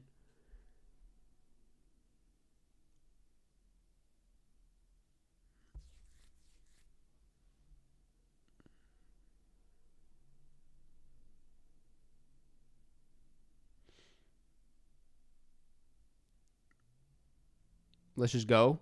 Okay. Basic Instinct is a banger. One of my favorite erotic thrillers that I've seen. Pretty fun. I know that it kind of flattens out in the end and doesn't really keep up the momentum it kicks off with, of course. But really liked this movie. Really fun. And I would happily rewatch it any day. Michael Douglas is awesome in this film. Happiness is let's you know what? We're going to end it with Happiness. Crouching Tiger, Hidden Dragon is a banger. I don't know how much there is to say about that, but really, really good movie. Almost up there with Masterpiece. Another very rewatchable film that, now that it's like been brought back up, I'm like, damn, I would love to rewatch that. Just a movie that feels good. Pizza Movie! Sure. I think Sure is the funniest tier we can put Pizza Movie in. Okay, I'm going to add in those other posters that I didn't have. I believe it's only Come and See and Millennium Actress.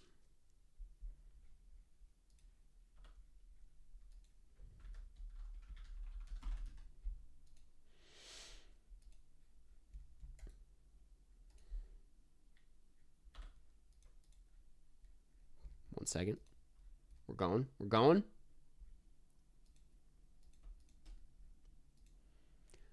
Okay. Just 3 more. We have Millennium Actress. Great movie. Not my favorite Satoshi Kon. And I don't think that's a crazy hot take. I think it's real good. It is not one of his most memorable, to be honest with you. It feels a little all over the place, and I like it when he gets a bit more psychological with it. But I enjoyed it quite a bit. Really good one to end his filmography on. Me personally, not him. It's weird that this wasn't his last movie, but Come and See is a masterpiece.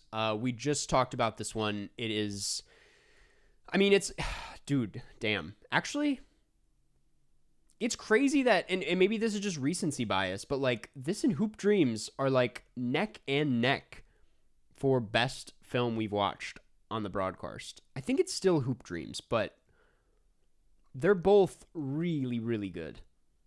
Yeah, probably the greatest anti-war film ever made. And Happiness is a masterpiece. And that is the tier list. That is every film we've watched on the Broadkarst so far. Pretty good, guys. Pretty good selections. No true stinkers, to be honest. No true stinkers. We are all about quality here. Feeling pretty good about this. Feeling pretty great.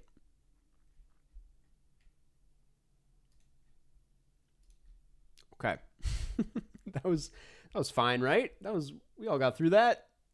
Everybody feel good? Everybody feel nice? We're done. Son of Kong or Brokeback Mountain? You got to stop asking this every stream. It's obviously Brokeback Mountain. Was Brokeback Mountain No, it wasn't. I don't know why I thought that was a Broadkarst movie. Finally, Baba time. No, man. No. How long have we been going? Hour and 36. Oh, we're pretty good on time, man. We're not that bad. That just took an hour. Just a measly hour.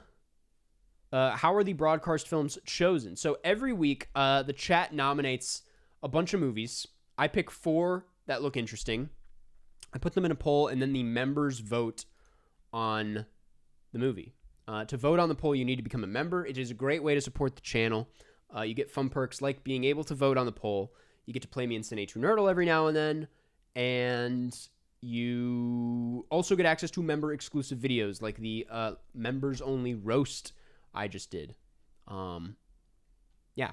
If you pay me money, I might make fun of your movie taste. is what's happening these days, but people seem to like it. Let's check in on the poll, though. I'm hyped about these results. It is not over.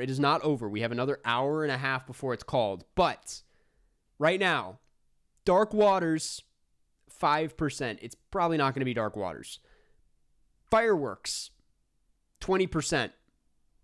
Repo Man, 25%. And leading the way at 49% is A History of Violence, the David Cronenberg film. It's very exciting. If you want to change the results, get in there. But anyway, 10 out of 10 business model.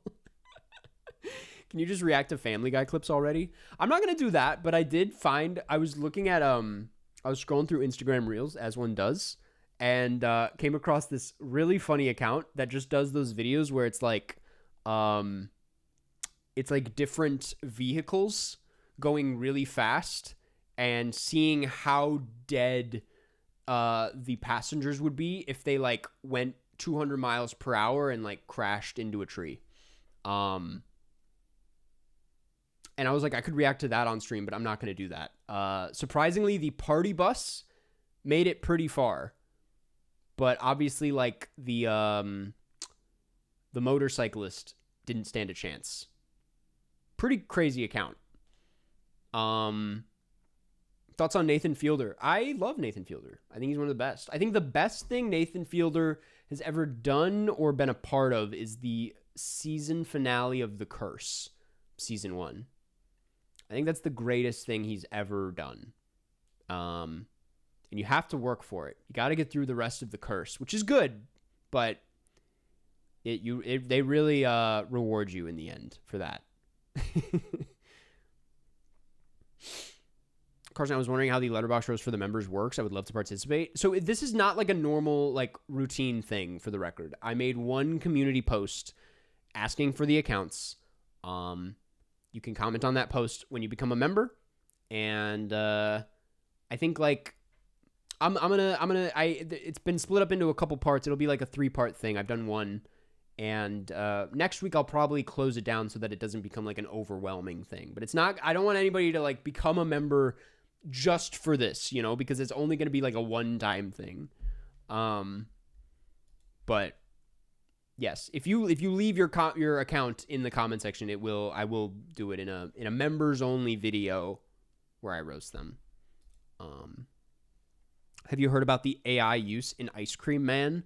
So I've obviously like kind of heard about this film. It's the new Eli Roth movie. Like I've heard like bits and pieces here and there, but have not like seeked out a trailer or anything. I saw an awful, hideous poster for it when I went to see The Odyssey. I was like, Jesus Christ, that has AI written all over it.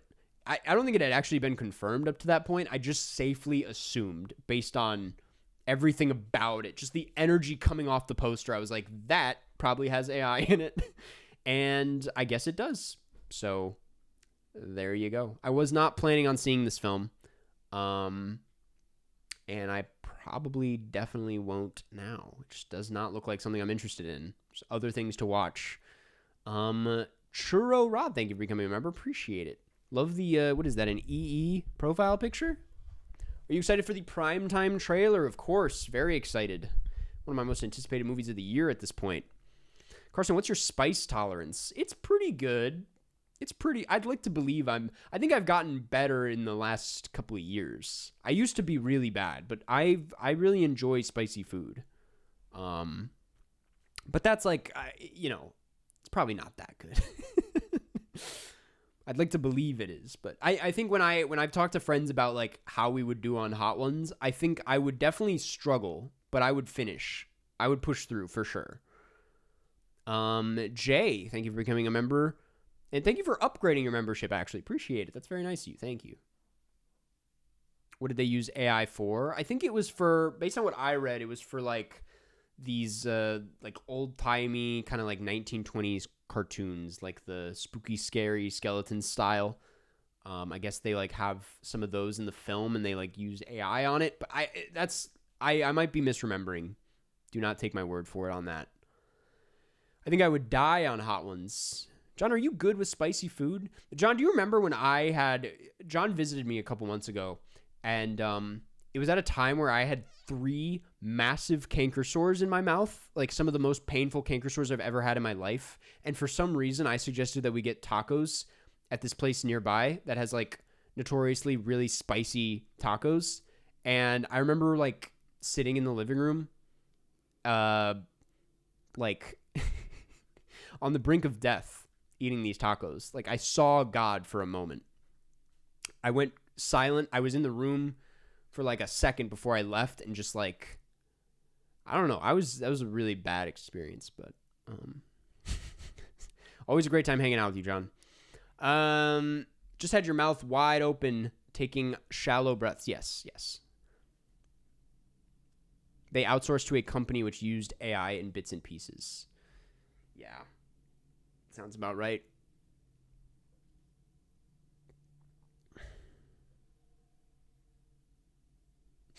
Would you ever submit a short film to the Minneapolis Film Festival, Minnesota Pride? Yes, Minnesota Pride.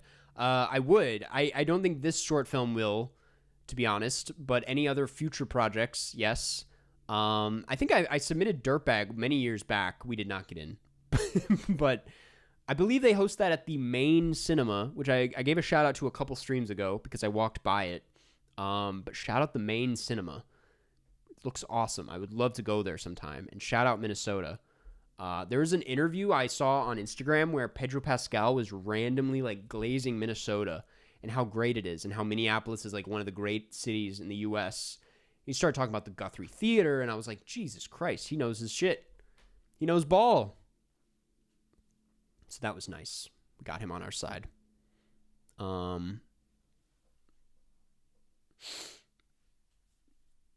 I guess we should talk about the weekly film club movie soon. A lot to say about it. Let's get into that. Let's get into that. So anyway, like I was saying, every week we vote on a film for the following week. And this last week you guys voted on Hoop Dreams, the classic, iconic, highly celebrated 1994 documentary directed by Steve James. It's been coming up a lot recently. Also, okay, that actually reminds me, before we get into that, someone in the Discord posted Cooper Hoffman did his Criterion Closet video, and like most of the picks were Broadkarst films. Now I'm not going to assume Coop is a Broadkarst viewer, but Coop, if you're out there, we'd love to have you on the show anytime. But I don't think he actually watches the show. But anyway, it was quite a coincidence because he did shout out Hoop Dreams. I've heard of this movie for many years, obviously. It is it's talked about a lot of the time as being one of the greatest documentaries of all time. I posted that. That's crazy. Thank you for posting that. I don't know if I actually would have watched that video if not for that, but it's crazy. Also, Cooper Hoffman, very good in I Want Your Sex. Really kind of, I'll say it, kind of a brave performance, kind of a very vulnerable performance. And I thought he did a wonderful job. But anyway, Hoop Dreams, directed by Steve James. So I have an interesting history with this, and I have to lead with this. One of my professors in film school, Suzanne Suffredin, was the post-production supervisor on this film. This is obviously a very Chicago film. It was made through Cartemquin Productions. And yeah, I had a class in film school called documentary editing, because I was an editing major, and she was my professor. And I remember all the way back then her talking about how she was involved in Hoop Dreams, how it's a very important film, and I thought that was the coolest thing ever.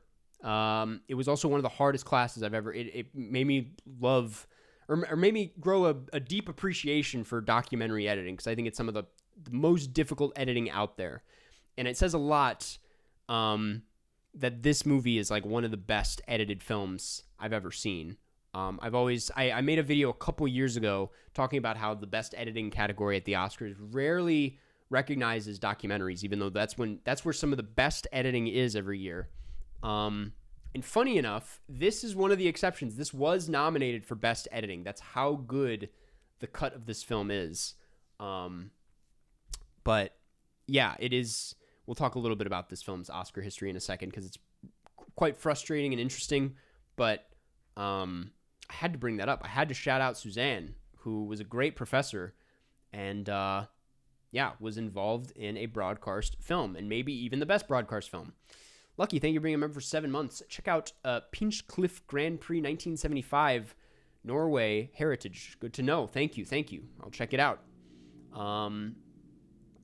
But anyway, so yeah, this movie's obviously been on my radar for a while, because everybody says it's just so great. And I lived in Chicago for 8 years, and I've heard it is one of the best Chicago films ever. It is, believe it or not. And yeah, I'm excited to talk about it because I was pretty blown away. The synopsis reads: a film following the lives of two inner-city Chicago boys who struggle to become college basketball players on the road to going professional. The film follows William Gates and Arthur Agee, two young boys who are recruited to... the film starts off, they're recruited to St. Joseph's, which is this much kind of prestigious high school on the outskirts of Chicago. I forget the specific suburb. Coached by a man named Gene Pingatore. I forget how to pronounce it. Kind of a weird situation. They're scouted to go play there. William Gates does really well. Takes them all the way to the I believe the sectional title in his first season. Is immediately promoted to the varsity team. Agee, on the other hand, because he's not doing too well in school or on the team, is kicked out pretty fast, and his family is unable to pay his tuition. And so the film kind of, that's where it starts, and where it ends up is you kind of follow the trajectory of both of their lives throughout high school and where they go and what their relationship to the basketball or to basketball and their dream, where just how it evolves, how they change, how the world around them changes, and it's really fascinating. It's a movie that was apparently originally meant to be just a 30-minute PBS special, but that was also only focused on Arthur Agee, I think. But I think because the filmmakers realized like what they had, and I think somewhere along the way when William Gates got involved, they were like, oh, this is very interesting story to watch unfold. No spoilers, no. I mean, if we do talk about spoilers, I'll get into it in a second, but that was as far into the synopsis that I was going to go. Yeah, it basically recounts these two boys' like high school lives and their road to getting into college and their dreams of playing in the NBA. And it is, maybe, I will be honest with you, and this might be the recency bias talking. I don't want to go overboard here, but it might be the best documentary I've ever seen. It might be my favorite documentary I've ever seen.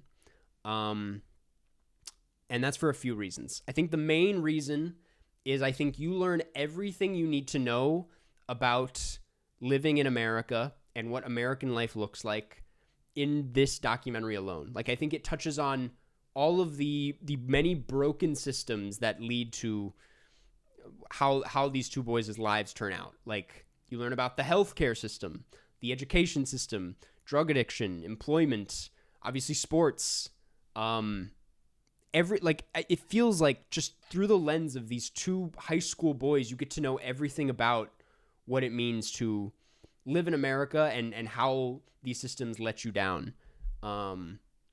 And for it to cover all of this so comprehensively in just a little under 3 hours is astounding. It's not a movie that feels jam-packed with ideas, or that it's like after it feels like everything that happens in all of these observations are kind of, they just come up so naturally. It all feels so, I mean, obviously it's a documentary, but like it never feels like it's carrying too much on its plate. Like, everything just feels so masterfully handled, so respectfully handled too. And I was really amazed at what I was watching. Dear Lover Co, thank you for the super chat. How do I send clothes from my brand? Interesting. You can reach out to me on Instagram. Why not? Yeah. Karsten Runquist on Instagram. I don't know. No guarantees on that. I've not seen it, but does it touches on racism? Yes, it does touch on racism. I think it handles that in a really kind of, it does not feel so, I mean, this is not a movie that feels like it is trying to deliver any specific message, though it gets a lot of messages across. And there's nothing wrong with those documentaries, by the way. I don't mean to make it seem like documentaries that are trying to push a certain belief or argument for something. Like, those can be very great. But this movie feels like it is solely focused on like the lives of these kids and their surroundings, and it's all based on just this simple goal of wanting to get to the NBA and wanting to chase these dreams and what that entails, what's required of that. Even when they're like gifted at such a young age and so talented, and there is the possibility of making it there. It does a fantastic job capturing the allure of this dream and like why someone would want to chase this, but then also in talking about how many obstacles come in their way completely out of their control, and how these systems abandon them in the process. It's amazing. It's an amazing movie. It's one of those where I think a lot of people, myself included, are maybe put off by it and have kind of like not avoided it, but like been meaning to get around to it because of its long runtime, and it feels a little intimidating because it is just under 3 hours and it is a documentary. But I could have literally, I know I say this a lot, but this time I really mean it. I could have watched like 3 more hours. This could have been like a full-on Ken Burns miniseries. Like I would have watched 18 hours of this if I could, just because like it's told so, again, the cut is so perfect. It moves pretty fast for a 1994 film. Like it does not drag, but it doesn't feel rushed either. There's like so much, it's amazing how non-intrusive the camera work feels for a documentary. I kept thinking about the fact that it's like we're documenting high school kids here, and it'd be so easy for the presence of a camera crew in a lot of these situations to change how they interact on screen, or like how they perform in the games, or how their family present themselves. And yet, you know, it feels like the camera's not in the room most of the time. These aren't like talking head style documentary sequences. It's just all like you're kind of just in the room. And yeah, it's one of those things where it's like you don't really appreciate how well it's told and how well it's edited until you think about the fact that like there was over 250 hours of footage here to work with, and how it needed to be parsed down into this one contained story. I mean, this is 4 years condensed into 3 hours, and it's pretty astounding how it comes out so clean and watchable. Yeah, I was blown away. It has an interesting history. It premiered at Sundance, to rave reviews off the bat. I mean, this was not a movie that took a long time to get celebrated. Like, people immediately were like, yes, this is incredible. Even during the making of it, I think they kept getting more and more money as it was being made to like keep expanding on it, because they realized what they had was so good.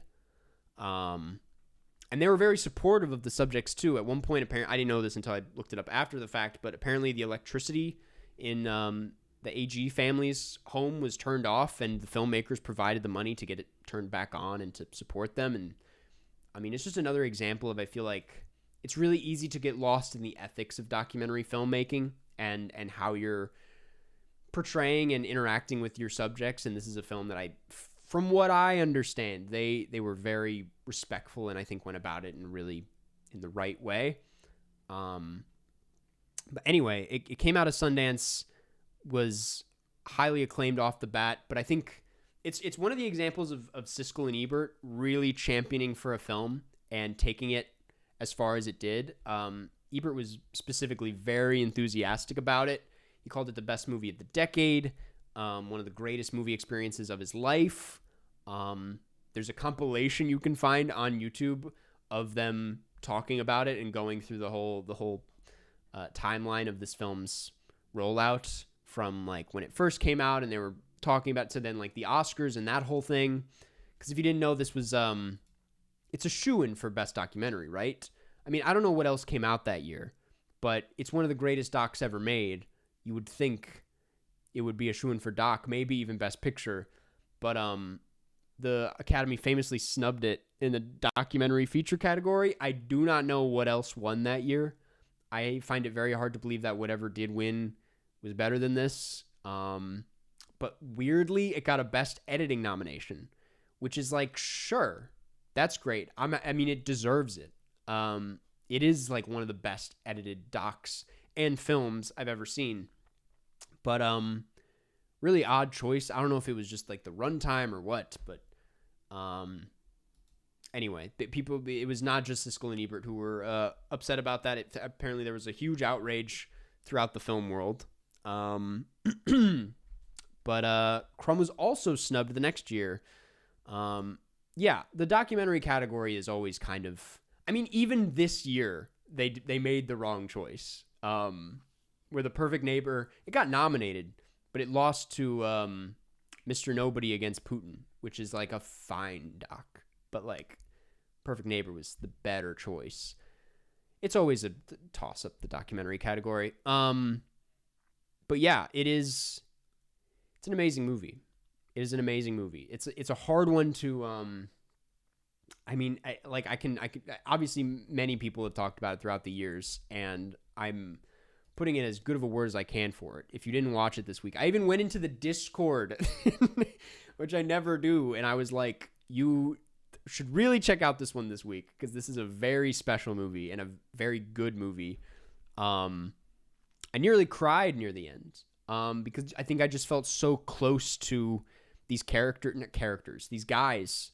I'm not going to spoil it, but like it's not it is sort of tragic, but it's not like a miserable or devastating film in the way some people might assume it to be. Because I've heard so many people say it is like it's sad, it's heavy. And I didn't really know what to expect from that, but it doesn't go overboard in the way you might think something like this would. But it's just like, I think it's because you grow so close to these people that it's like by the time they're, I don't know, making sense of like this dream they're chasing, it just it's kind of sad. It is kind of sad. It is a hopeful film in the end of the movie. I mean, sure, yeah. It's one of those where, and I'm not alone in this, I just immediately wanted to know what happened next. Like, I really wanted to see where they went from here. And I think it's really smart of this doc to cut it off when it does, because I think you could easily stretch this out. They could have easily kept following these boys. I think they probably would have allowed them to. Like, it could have been a boyhood situation. They could have filmed them deeper into their lives just to see what happens, because it is just a fascinating story to watch unfold. But I think cutting this off at the end of high school I think contains it to that period and makes it a much tighter case for it being like a movie where you can find out everything you need to know about America through 4 years of high school for these boys. And I think that's an incredible, that makes for an incredible doc. I'm not going to go into spoiler territory, I promise. I wanted to keep going. I wanted to know what else happened, and I think I'm not going to spoil, but there's more tragedy outside of this doc than there is in it. Like, reading more about what happened in the years following is not to them specifically, but kind of, I'm not going to spoil. It's not even in the movie, but like, I think that's the stuff that was a lot more heartbreaking. But it is. I don't think I've ever not researched, but like gone down a rabbit hole with a Broadkarst film the way I did for this one. Like, after I finished it, I just wanted to keep watching interviews with them. I just wanted to learn more about who they were, who they are now, and like what their lives are like. And I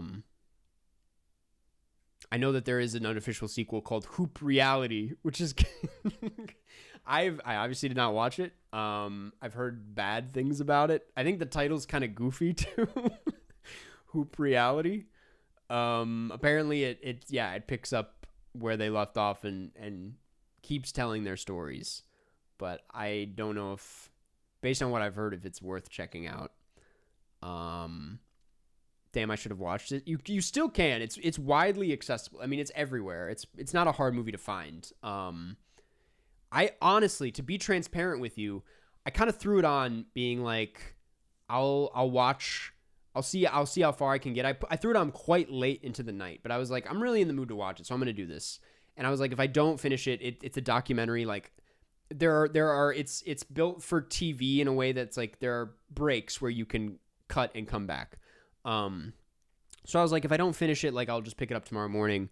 And I could not turn it off, man. It is like, it's riveting, weirdly. Like, you can't look away. Arthur's mom was such a kind soul. I genuinely cheered when she graduated. That's one of the best scenes in the film, for sure. Yeah, that scene it's one of many scenes that made me quite emotional. William Gates, I think, everything that happened with him was really, really touching, especially in the back half. Only 98 people on Letterboxd have seen Hoop Reality. That's less people than there are watching this stream right now. That's crazy. Do you know on a doc called Life Itself? It's about Roger Ebert and directed by Steve James. I know about it, yes. It's another Cartemquin film. I've not seen it, but I definitely want to check it out. I've heard good things. Um, I highly recommend the Kanye doc on Netflix. I've seen it, the 3-part one. It's like a really good documentary. Especially like the first part. I forget if it's 2 or 3 parts. I'm pretty sure it's 3 parts, but like obviously the third part is interesting. It's kind of dark, but yeah, it's a good doc. What's your opinion on a documentary starting to feel exploitative after a certain point? I mean, that's a whole discussion, you know. There's movies that do it right. There's movies that do it wrong. I think this is an example of a movie that doesn't feel like that at all. Because it feels so involved in the lives of these characters, and clearly you read a little bit about the making of it, and they were very supportive of the families in the process. It goes about it in a really respectful way. So I don't know. I mean, you know, this is a much deeper discussion about like if documentary filmmaking is at all ethical, if it's always going to be exploitative, because it kind of always will be, but like there's a right and wrong way to go about it. But I'm honestly like, I mean, I've spoken about this, like documentary is a fascinating genre and style of film that I'm like, I wish I was more tapped in. I mean, it says a lot that I have not seen this film until now, and it's kind of regarded as the greatest doc of all time. So yeah, it's a tough one to speak on. But speaking about this movie specifically, I don't find it very exploitative. Any other doc recommendations? I mean, I think Crumb is quite good. Another 90s doc that is about a much more complicated figure. It's a character piece, not one about an entire period of time. But I love Crumb. There's a great documentary from a few years ago that didn't get enough love that I thought was fascinating, which was called We Met in Virtual Reality, which is all, I mean, it says it all in the title. It takes place entirely in VR chat. I think it's a really good documentary. Bloody Nose, Empty Pockets tells the night of a bar's final night and the patrons who would frequent that bar. It's a great one. Feels Good Man is fantastic. Yes, a lot of good docs. But yeah, I really loved this movie. I didn't even really speak on it as a Chicago film, but I thought it was obviously an amazing Chicago movie. Crazy to just hear like Batavia and Peoria name dropped in Criterion film. Like it is it is a great Chicago movie. That really speaks on the city and like how it's structured and yeah, the different neighborhoods and I don't know, again, how broken a lot of it is, but yeah, a distinctly Midwest film for sure. Yeah, I love this movie. I'm going to be talking about it quite a bit moving forward, probably. It'll be one that I continue to come back to when talking about documentary filmmaking, as it feels like the poster child for how to do it right, you know? Yeah, I gave it a 5 out of 5, obviously. I thought it was stunning. And yeah, I'm really glad we watched it. Shout out Hoop Dreams. Great. Let me check in on the poll for next week. Let's see where we're at. I think I have a good idea. Still going strong. Fireworks 19%, Repo Man 27%, Dark Waters 5%, History of Violence still at 49%. Look at that. It can still change. There's a lot of stream left. Is Hoop Dreams better than Grizzly Man? I love Grizzly Man. It's no debate. It's obviously Hoop Dreams. Grizzly Man's very good, though. I'm going to take a quick break, and when I come back, we are going to play some Cinenerdle. I'll be right back.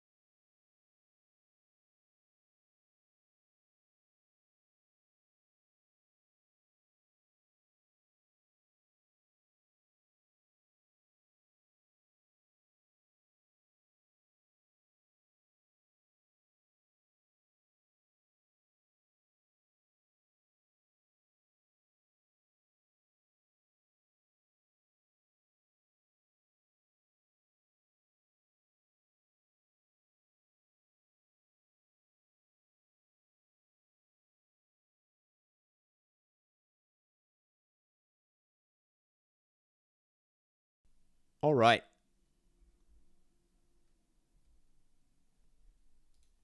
All right. I think everything's working. We're going to play some Cinenerdle. As we are known to do. Let's start with the Burgle. Artificial intelligence. Creature. Fire. Glasses. Italy. School. Storm. Train. Weapon. This is going to be Dead Reckoning. Part 1. Pretty good. That felt pretty. Artificial intelligence with train, weapon, and Italy. I mean, you can't. How can you blame me for that? Okay, what we have left. Storm, glasses, creature, fire, school. Storm, glasses, creature, fire, school. I want to go like Stranger Things, but that doesn't count. Unless it does it? Can we get Stranger Things? No. Storm, glasses. Creature, fire, school. Creature. I'm going to go, call me crazy, I'm going to go The Blob 1988. That's pretty good. That's not that bad. Okay, glasses and storm. Glasses. What are some alternatives? Glasses and storm. Like, when do glasses play a role in a film? I mean, storm, I'm going to say Twister 1996. And then glasses, Harry Potter. What's another movie where glasses are important? No. Where are glasses important? Glasses.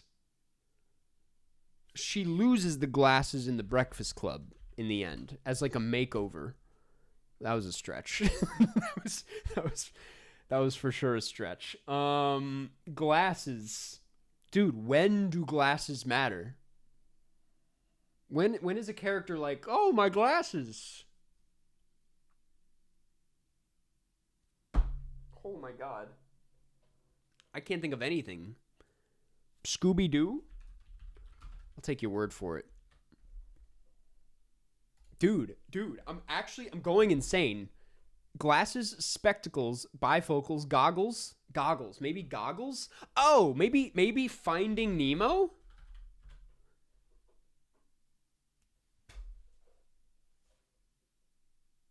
It was Far From Home. What was the glasses connection? Fury meets with Parker and gives him Stark's eyeglasses. That's like the dumbest. Dude, They Live would have been so good. That's upsetting. That's actually upsetting. Okay, let's do the critical. Guessing the movie based on the Letterboxd review. The first shit poster in history. The first shit post in history. Just one post. Pretty good reviews. The first shit post in history. Pretty old then. Like, the first shit post in history. Shitpost is kind of a vague idea. Let's move on. It's one of the funniest movies ever made and years ahead of its time. The comedy is clever but still silly. It's mature yet somehow immature. That's like that director in Mulholland Drive. It's mature yet somehow immature. Like, that doesn't mean anything. All love. It's one of the funniest movies ever made and years ahead of its time. The comedy is clever but still silly. It's mature yet somehow immature.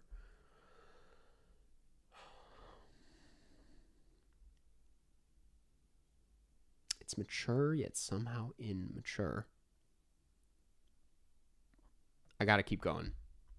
Regardless of whether you find blank funny or not, you have to give them at least some credit for the pure insanity it must have taken to somehow include 527 jokes within a runtime of 91 minutes. Airplane? No? Naked Gun? Oh, not 25. Please? Oh, no.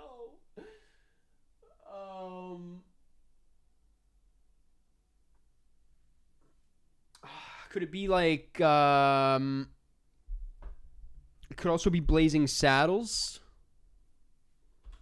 Oh. Fuck. 5 stars. How many? Yeah, we can do this. 5 stars.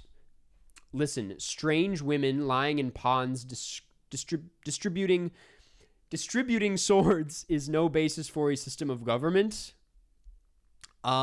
Is this Princess Bride? I don't know, dude. I'm sorry. No. Is it Monty Python and the Holy Grail? Of course. It's been many years since I've seen this film. It's been many years, but we got there. Okay, we got there. Okay, original. In a superhero movie. Wait 1 second. In a superhero movie, in a dysfunctional family, Toni Collette, Scarlett Johansson, Keira Knightley, Gwyneth Paltrow, Steve Carell. In a Jane Austen adaptation, Carey Mulligan, Hayden Christensen, Matthew McFadden, Natalie Portman, Don Cheadle, Paul Dano. In a space opera, Ewan McGregor, Keira Knightley, Matthew McFadden. In a Jane Austen adaptation, that is going to be Pride and Prejudice. Hayden Christensen, Natalie Portman. I'm going to say Ewan McGregor. In a space opera, that's going to be Star Wars Episode 3. And then we have Ewan McGregor, Gwyneth Paltrow, Toni Collette, Keira Knightley, Jane Austen adaptation, Emma, sure. In a superhero movie, that's going to be Don Cheadle, Gwyneth Paltrow, and Scarlett Johansson. That's Iron Man 2 and Little Miss Sunshine. Pretty easy one today, I'm not going to lie. Reversal. Ratatouille, Midnight in Paris, Apocalypto, Cats, Notting Hill, Evita, The Phantom of the Opera, Life of Brian, Hugo, The 10 Commandments, City of God, Snatch, The Motorcycle Diaries, Paddington, Noah 2014, and Jesus Christ Superstar. Ooh, this is a bad one. This one I am really not going to do well on. Just a heads up. I have no idea where to start. Interesting. Well, Ratatouille, Cats, Paddington. We're talking animals. Paddington, maybe Hugo. Maybe we're doing something with like live action. Nope. Evita. Notting Hill. I've not seen like any of these movies, and I also don't know how City of God plays into any of this. Or the 10 Commandments. I'm like at a loss completely. I have zero idea what I'm doing. Okay, we've been gifted this. Oh, this is gonna be like a musicals thing. The Motorcycle Diaries? No. The 10 Commandments? No. What is the It's Evita, of course. Life of Brian, Noah, Jesus Christ Superstar. The 10 Commandments. That's going to be biblical, of course. Okay, we can do this. We have 8 swaps left. We can do this. Damn, really? No like animated thing? I'm just going to move stuff around and hopefully something happens. Okay. We have 3 swaps left. We can theoretically make this happen. We have the green, which is actually important. We have Ratatouille, Midnight in Paris, The Phantom of the Opera. I want to say Snatch. I want to say Notting Hill. I want to say Apocalypto.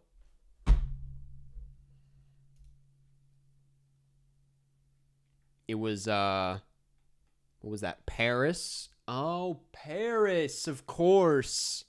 London, South America. Oh my God. My mind wasn't there. My mind was not there.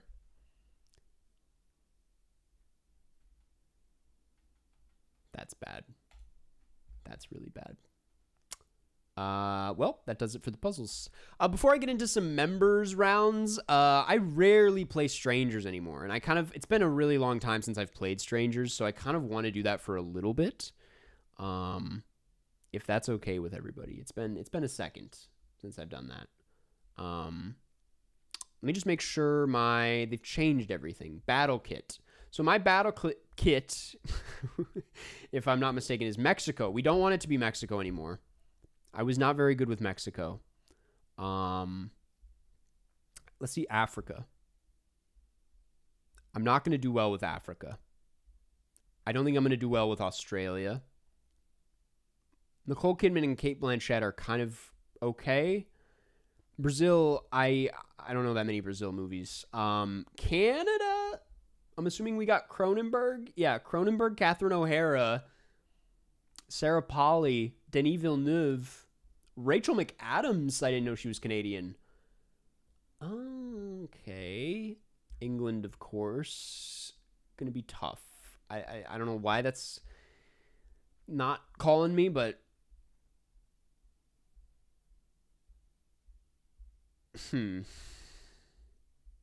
these win conditions are tough, man. I'm gonna give Canada my best shot.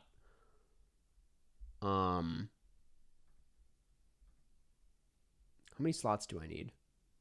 Okay, I'm gonna get rid of a rush, and I'll add Canada. And I think we can make something happen with that. Canada isn't bad. That's good to know. Let's go into battle. Let's loosen up. It's been many weeks since I've played this game. I'm pretty rusty, but let's see how we do. Let's get back out there. 8 minutes till battle royale. That's also good to know. Maybe I should think about joining that. Okay, they need Australia. I need Canada. Get out. I'm gonna start by playing Megan. Nope. It's M3 GAN. That feels okay. I don't know how you're gonna get anywhere with Megan, let alone Australia. Yeah, you're gonna escape on that one. Lucy. Scarlett Johansson. Scarlett Johansson, I'm gonna go. No, don't go. Do not go Prestige. That is Hugh Jackman. Go Don John, I think.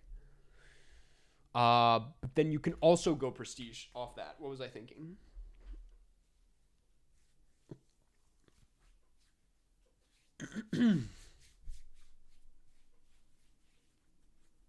I would like to point out something, by the way. So I just took a glance. Actually, let me focus real quick. Scarlett Johansson, Iron Man 2. Iron Man 2, Tony Stark. Elon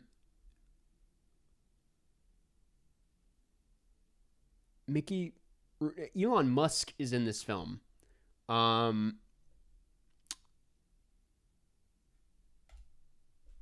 Wrestler.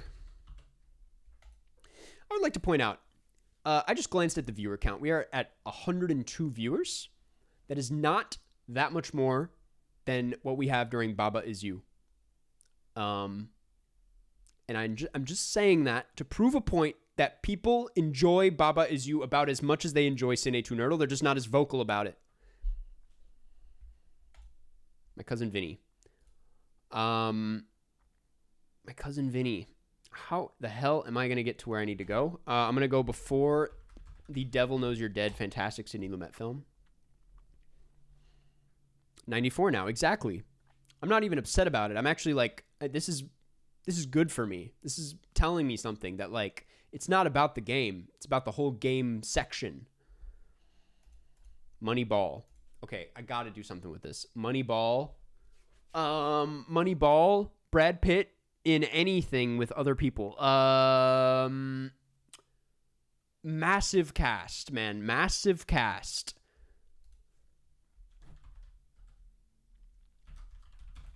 This is the end. Boom. Jay Baruchel.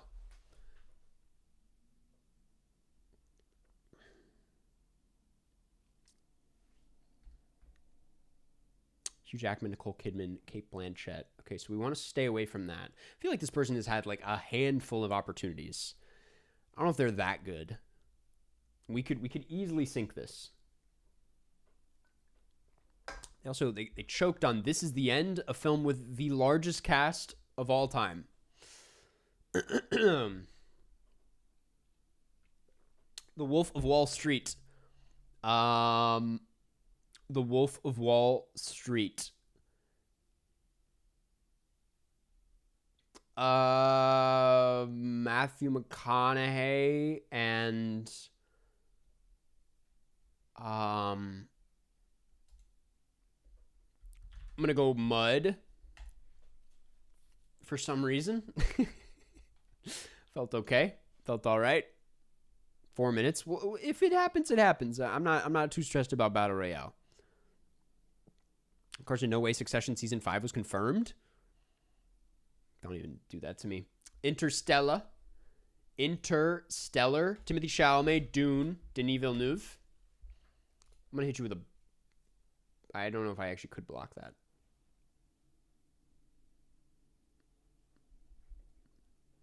We just need. I also saw Rick Moranis, Sandra Oh, Sarah Polley, Catherine O'Hara, David Cronenberg. They have the dark. They got the Dark Knight off of that. I'm gonna reset. Holes. Shia LaBeouf. We have Transformers. Jon Voight. It's gonna be tough getting to where we need to go with Jon Voight. We'll go Midnight Cowboy. I don't know how you can get to Australia via Midnight Cowboy. Can we please talk about Succession? Yeah, we never talk about Succession. Great show. Amazing show. Catherine O'Hara's in After Hours. Thank you. That's good to know. I'm going to put that in my back pocket. Also, who else is in Honey Shrunk the Kids? National Treasure, Nick Cage. It's really just Nick Cage, isn't it? I'm going to go Ghost Rider.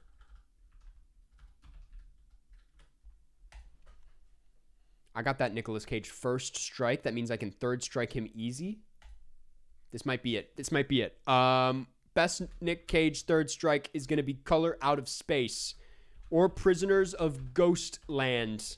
Even better, I think. I want to say it is. I'm going to rush you and sit back. And we might have time to join the Battle Royale if we can get out of this. Yeah, we got it. Good game. You know who directed this? Sion Sono. Look at that. Oh my God. Good to know. And I know how to get out of love exposure too. I'm pretty sure. Okay. Battle Royale. Join next game. Perfect. We can answer a few questions. I wonder, of course, we'll find a way to reference Succession this stream. I started, in light of watching, I watched The Long Hot Summer, Paul Newman, Joanne Woodward, Orson Welles film, and it is very Succession-y. Orson Welles basically playing another version of Logan Roy in a lot of ways, and it inspired me to, because I think about this show all of the time. There's a lot of movies that remind me of Succession. I was like, I finally need to start a letterbox tag that just says, reminded me of Succession. So I did that, and I'm very excited to see how many movies get that tag, because it is a lot. Paul Newman would go hard. In what way? In most ways, yes. Yeah, for sure. When are you going to have your anime arc, Karsten? I also keep asking this. I do.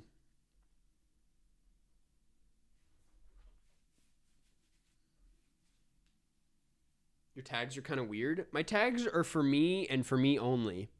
There's like certain parts of Letterboxd has been mostly in some ways ruined for me because there's a weird amount of pressure with it now given my following on there. But I got to take what I can. Like, there's got to be certain things that I just do for myself and for nobody else. And that is what the tagging system is going to represent. So if you don't understand my tags, like, that's fine. Just know it's for me. The Girl in the Spider's Web. Lakeith Stanfield Haunted Mansion.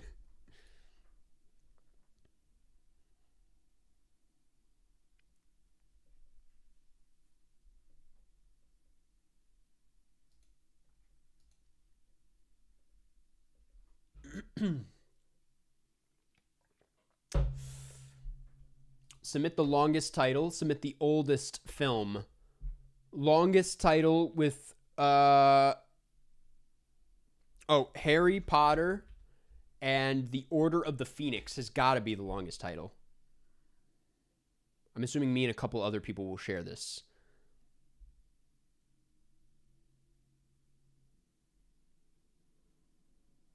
I'm assuming that's the longest Harry Potter title. I didn't scroll down very long. I did not get it. I did not get it. Oh, that's bad. Okay, that's fine. Harry Potter and the Deathly Hallows Part 2, of course. I can still get this. Harry Potter and the Order of the Phoenix again.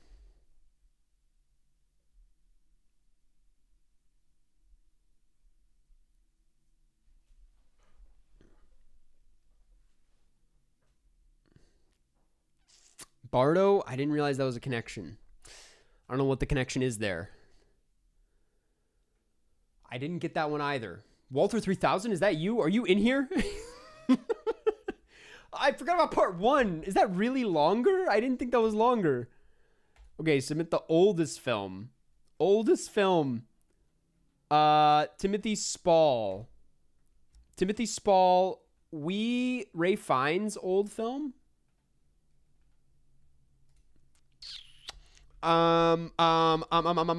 Secrets and Lies. Skip it.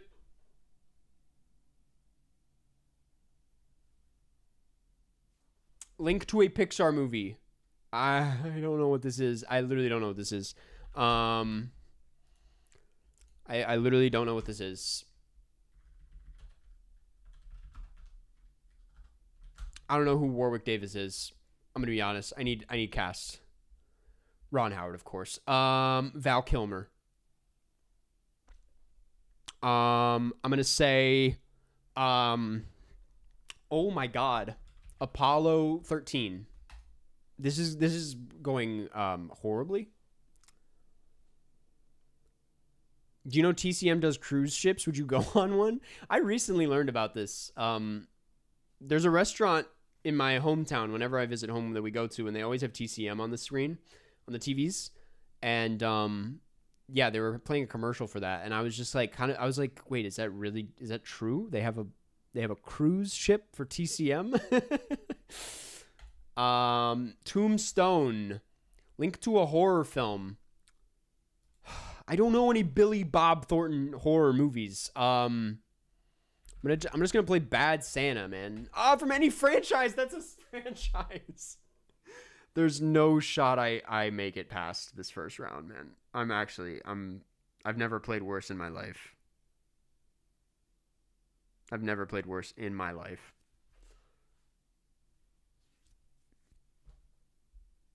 Breaking Bad and Twin Peaks over Succession. Breaking Bad, there's a case to be made. Twin Peaks, there isn't. Twin Peaks has maybe some better episodes on their own, but like most of season 2 is unwatchable. And there's not a single season of Succession that's unwatchable. Link to a horror movie. Okay, yeah, we can do that. We can do They Live. Does that give me a lifeline at least?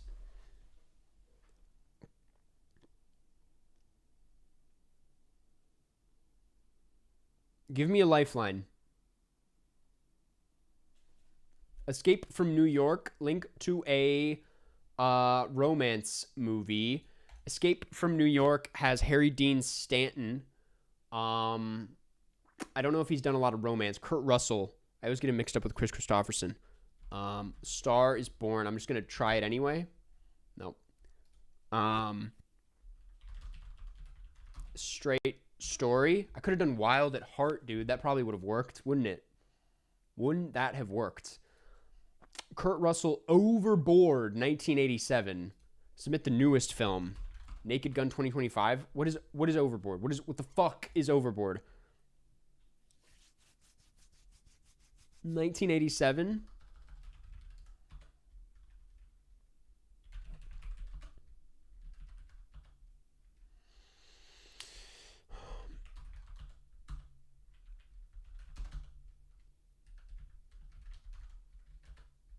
It worked. That actually worked. That actually worked. Valentine's Day has never worked. And I even got romance film points off that. Death Becomes Her. Who's in this?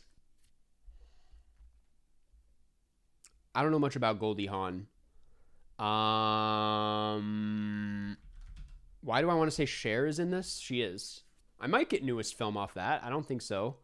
I don't know how I'm going to get to crime film. Hey, Karst, what's the weakest part of Succession besides the first couple of episodes? I think... Okay, Eddie's Roses, who was also a chatter, got first. Where am I, by the way? I'm in 14th. I'm out, is what I learned just now. Good game, everybody. that was some of my worst gameplay of all time. I'm going to do one more round with a stranger, if that's okay. I don't know what the worst part of Succession is outside of those first few episodes. There's a couple lines that I think are a little cringy. I can't name them specifically, but like in season 3 specifically, I think the writing gets a little I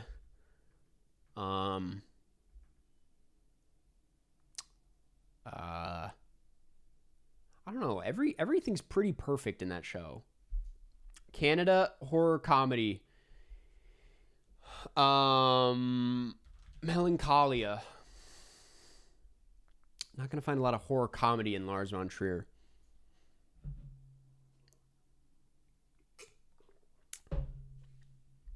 Nymphomaniac Volume 1. Did Stellan Skarsgård is in Dune. He is in Dune, I'll tell you that much. It's a point on the board.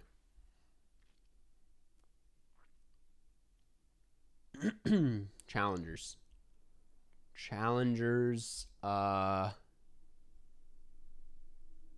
Zendaya also in Dune Part 2, but that's not going to count. Mike Feist. Luca Guadagnino. I'm actually going to take you to queer.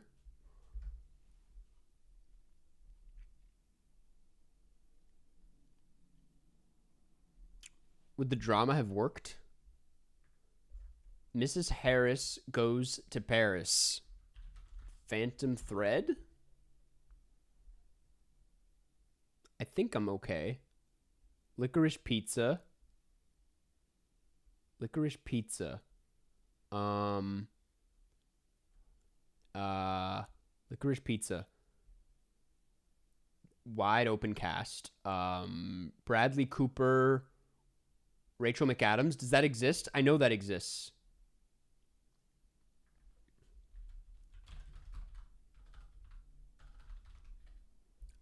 Buzzer beater. That was crazy. I can't believe I didn't get that. The Doom Generation, Gregoraki,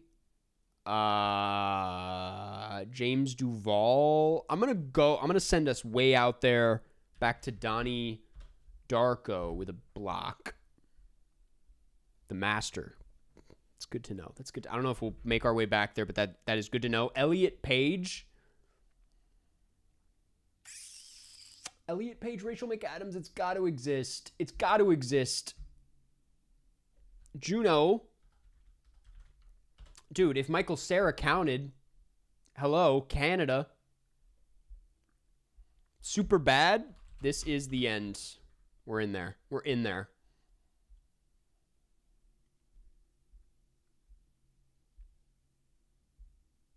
Battleship. Rihanna. Rihanna. Battleship. Who the hell is in Battleship? I'm just going to toss this Battleship 2, probably.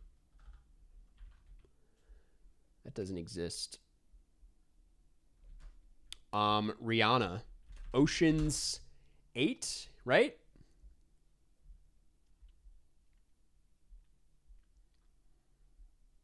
Can't believe I remembered Rihanna was in that. Mother's Instinct. Anne Hathaway. Anne Hathaway. Rachel getting married? Been wanting to watch this for a while. Still haven't seen it. 88 viewers, by the way. This is what Cinenerdle does to the viewership. Your sister's sister. I don't know that one. I'm gonna escape. Battleship sucks. I'm sure it does. School of Rock. School of Rock. Mike Myers. Mike Myers and Jack Black. Oh my god. I'm gonna say Jumanji. Welcome to the Jungle. I don't know. We're in horror comedy hell. What am I doing? I don't think this person even realizes. They have less than 1,000 for a rating. We should be fine. Kevin Hart, Dwayne The Rock Johnson. I'm going to take you to the Smashing Machine. I'm a little scared by this.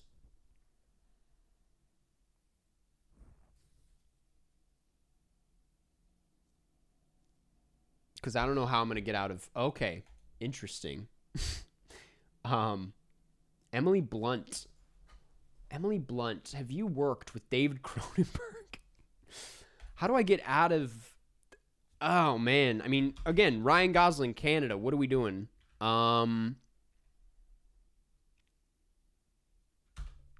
going to go the Fall Guy, I guess. Horror comedy. Has Ryan Gosling done a horror comedy? Lars and the Real Girl? Ryan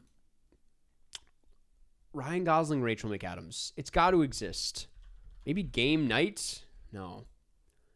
I'm going to go Project Hail Mary. What are we doing? This is not going well. Gosh, I don't know. I have no idea how to get to David Cronenberg. Like, we're nowhere near Viggo Mortensen. 21 Jump Street. Channing Tatum. Channing Tatum would do something weird. Jonah Hill. Ice Cube. I'm going to throw you War of the Worlds. See what you do with that. The Notebook. The Notebook! Oh my god, I forgot about The Notebook. God damn it. Oh man, I forgot about The Notebook. Jesus. Flamin' Hot. God.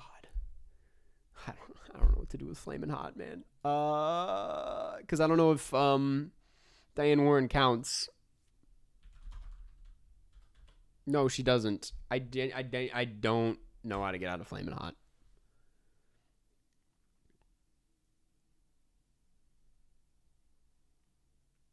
Naked Gun. Naked Gun. Liam Neeson. Liam Neeson. Liam Neeson in Taken. Why the hell not? Don't do this to me. Don't do what I think you're going to do. Love Actually, okay. I am going to throw The Notebook. Nope. Who else is in Love Actually?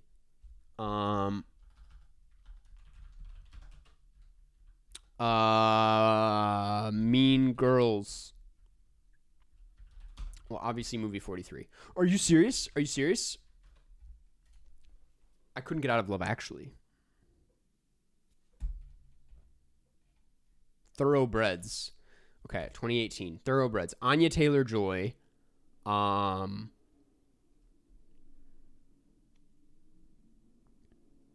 Taylor-Joy. What can I do with that? Keep coming back to Dune, man. The classic Love Actually Gambit. Dune Part 2. Open it up again. Open it up.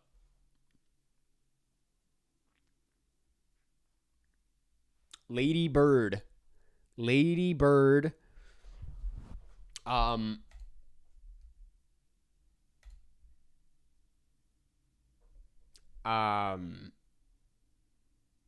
Tracy Letts, Greta Gerwig. We're gonna go Frances Ha.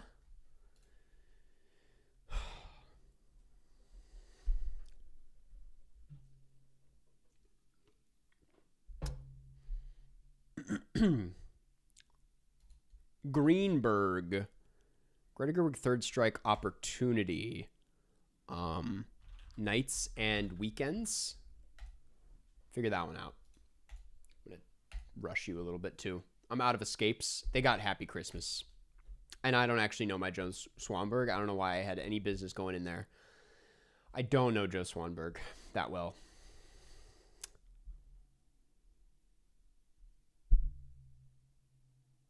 That might be it. Let me just throw it out there. Maybe I can make some magic happen. I couldn't get there. I'm not a fan of the World Cup win conditions. Neither am I. I'm not a fan at all. Okay, listen. I'm gonna do one more, and I'm very sorry, but I'm not gonna do any fan matches today. We're gonna save that for next week. Today needed to be a stranger one. I needed to play some absolute strangers, and I hope you understand. But next week we will be back with many fan rounds.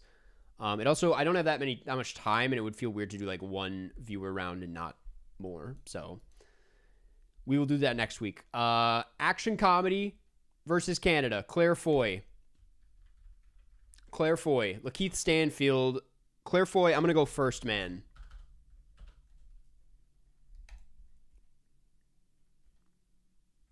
World Cup win conditions are so goated. I just don't think so. I literally, they piss me off. I'd rather it be like actors, or please bring back like the current year, go to the movies win condition. I would smoke them.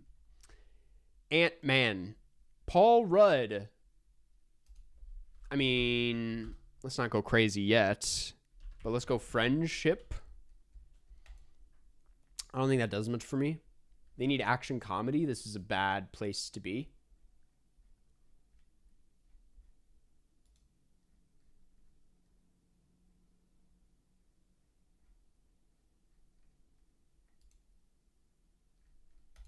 Sorry, something weird was happening with the stream. Role models. This is the end. Another automatic Jay Baruchel. I didn't think he would be my guy, to be honest, when I set this up. I didn't think Jay Baruchel would be the most consistent. Dude, I can't see chat anymore. What's the best way to suggest member-only videos? In the comments of other member-only videos. Always welcome suggestions. I read all of them. Oh my god, skipped on This Is the End, really? Well, we're going to do Moneyball. Carson versus John, Cinenerdle when? Have I ever played John? John's not even here anymore. Wolves. That's a pretty crazy play. Wolves. Brad Pitt, George Clooney.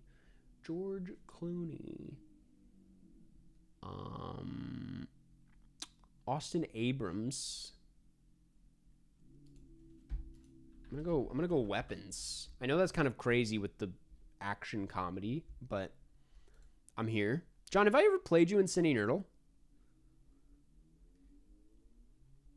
Solo, a Star Wars story. Alden Ehrenreich.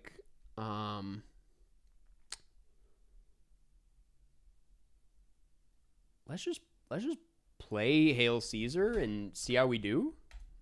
Didn't do great. I'm also going to block that. I think we played like once. Would you rather watch the drama 5 times in a row or Meet Joe Black once?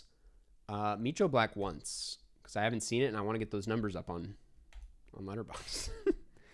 She's the man. Channing Tatum. Channing Tatum, Canada. Denis Villeneuve. Honestly, let's play Roofman. Naming my firstborn child John, even if it's a girl. Step Up. Fuck. Just Dance. It's not. That's a game, dog. that is a game. Escape. If they bring back the rom-com win condition, you should play against me and Charlie. I would love to. You guys would smoke me, I feel like. I'm real rusty, if you can't tell by the way I'm playing today. This is not my day. Alien 3. David Fincher ever worked with a Canadian person? Sigourney Weaver ever worked with a Canadian person? Sigourney Weaver, David Cronenberg, it doesn't exist. Women Talking.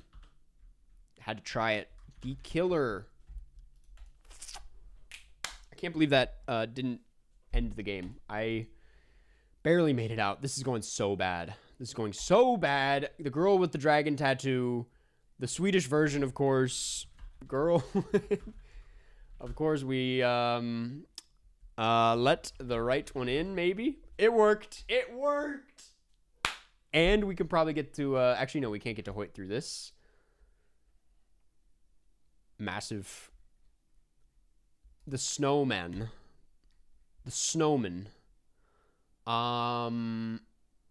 Michael Fassbender. Thomas Alfredson. Michael Fassbender. We'll go back to The Killer. I didn't know James... I don't think James Cameron is Canadian. Is he Canadian? Next Goal Wins. Okay, Michael Fassbender, Third Strike, Opportunity.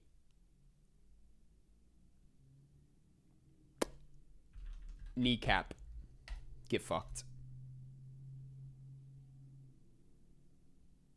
Is Jim Jarmusch your favorite filmmaker? Probably not. Tom Hanks. The Terminal.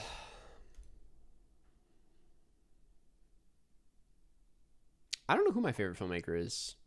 It might be Kelly Reichardt, to be honest with you. I've done some thinking on this. It might be Kelly Reichardt. Tom Hanks, Third Strike, Opportunity. It's going to be Finch 2021. Not a lot of people remember Finch, but they knew enough. Sam Rockwell, Women Talking. Yes, man. Yes. I'm going to block that just in case. We can win this. What's the movie you have rewatched the most? It's probably Fantastic Mr. Fox. Frances McDormand, Crime Wave. Frances McDormand.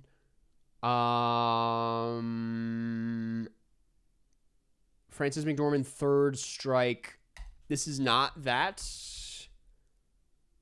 We don't want to do that. We're going to do No Man's Land. We did not want to do a Coen Brothers movie with the action comedy win condition. Sneakers. I don't know what Sneakers is. I don't. I'm gonna say Air for the bit. It's not gonna work. Sneakers.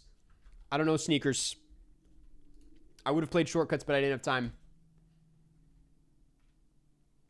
Footloose. It's gonna be Footloose 2. 1984.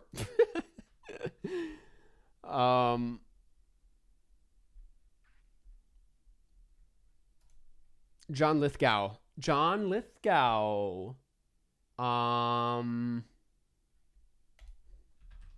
gonna go World According to Garp. Action comedy? Robin Williams? What was I thinking? What was I actually thinking there? Sneakers says Robert Redford, of course. That's where I... Oh, damn it.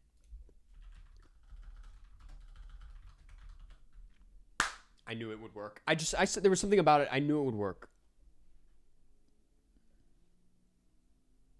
Shout out John Lithgow.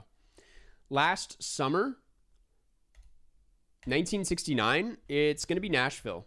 It's going to be Gosford Park. It's going to be Three Women. It's going to be another big 70s movie.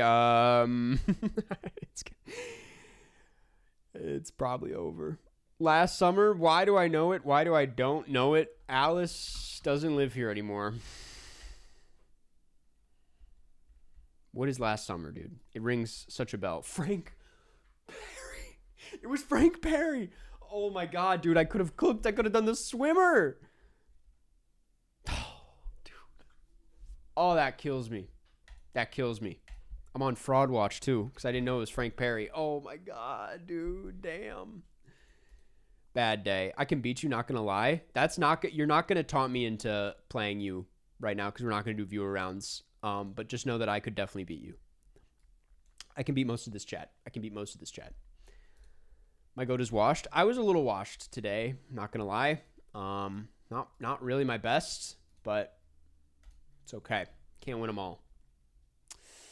Let's end on a high note. Let's do the call-ins, guys. I realized the text was not on screen for some reason, but yeah, if you didn't know, at the end of every stream, we do a call-in. You guys can call that number at the top of the screen. Leave me a voicemail with your favorite movies or what you're looking for, and I'll try to recommend you something. Let's start with this one. It's not playing. One second.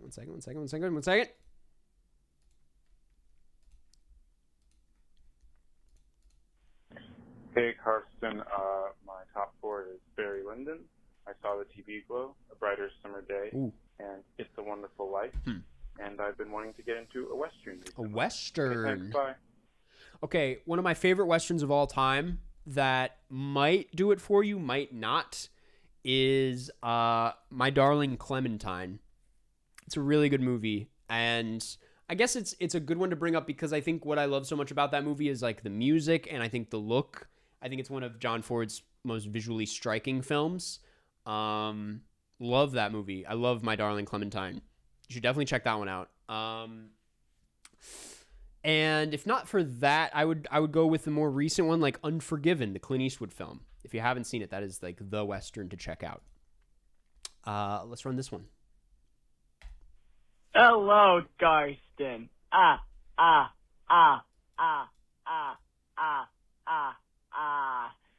My 4 favorite films are I Saw the TV Glow, Lost Highway, The Texas Chainsaw Massacre, right, the original one, and Jurassic Park. I really like movies. Yeah. Okay, so make sure the movie you recommend me is a movie. Perfect comedic timing with the cutoff there. The Giggler. That is the Giggler. So you want a movie? Your favorites are I Saw the TV Glow, Lost Highway, The Texas Chainsaw Massacre, and Jurassic Park. You like stuff that's a little creepy. I love this person. It'd be so funny if you were the one that sent in this call. I'm going to recommend to you Black Christmas. That's based a lot on I Saw the TV Glow and Texas Chainsaw Massacre. It just seems like something you would like. But I'm also going to recommend to you Kiyoshi Kurosawa's Pulse. I think would be up your alley for sure. But yeah, Pulse and Black Christmas. Give those a spin. All right, let's do this one. I need a good recommendation for a movie to show my dad. He usually likes business movies. He likes sports movies, but not very sports movies. And he likes comedy movies, but he doesn't like very crude humor. Thank you. don't know why this one is so sweet. I don't know why that warmed my heart. You just want a movie to show your dad. Oh, he likes business movies. He likes sports movies, but not very sports movies. And he likes comedy movies, but he doesn't like very crude humor. So Slapshot is off the table. Slapshot is out the door. That is not going to be the one. I mean, obviously, well, I'm assuming he's actually already seen that one. He likes business movies. He likes sports movies, but not very sports movies. I'm coming up short on sports films, to be honest. Business, I can get down with a bit more. I think if you and your dad, if you guys haven't watched The Post yet, obviously The Post, Moneyball was like the only movie I was picturing, and for some reason I just assumed that was already, for some reason, like reading this, I already had it in my mind, so I was like, you've already seen it. But if you haven't seen Moneyball, that is obvious. That's literally exactly what you're looking for is Moneyball. Yeah, I just assumed that was already, you're looking for something similar to Moneyball. And so for some reason I was like The Post. But other business movie. Oh! Blackberry. Show your dad Blackberry. Put him on. That would be a fun movie to watch with your dad. Blackberry. Absolutely. All right, that's going to do for today. If your voicemail didn't get picked, we have a couple more, and we will cover those next week. Let's check in on the poll before we head out. Let's check in on that poll of ours. Next week's movie will be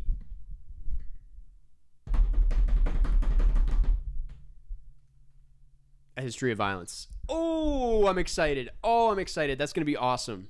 I've been wanting to watch this one forever, man. David Cronenberg, Viggo Mortensen, A History of Violence. I'm very excited. That's going to be fun. Well, I haven't seen it. Maybe it won't be fun. But that's next week. Guys, thank you for tuning in to another great stream. Next week, we will... Where are we? Next week will be A History of Violence. In the meantime, I have a video on Tony. Matt Johnson's Tony. That video will be out this weekend, so be on the lookout for that. Other than that, not a whole lot. Guys, thanks for tuning in, and I'll see you in the next one. Bye-bye.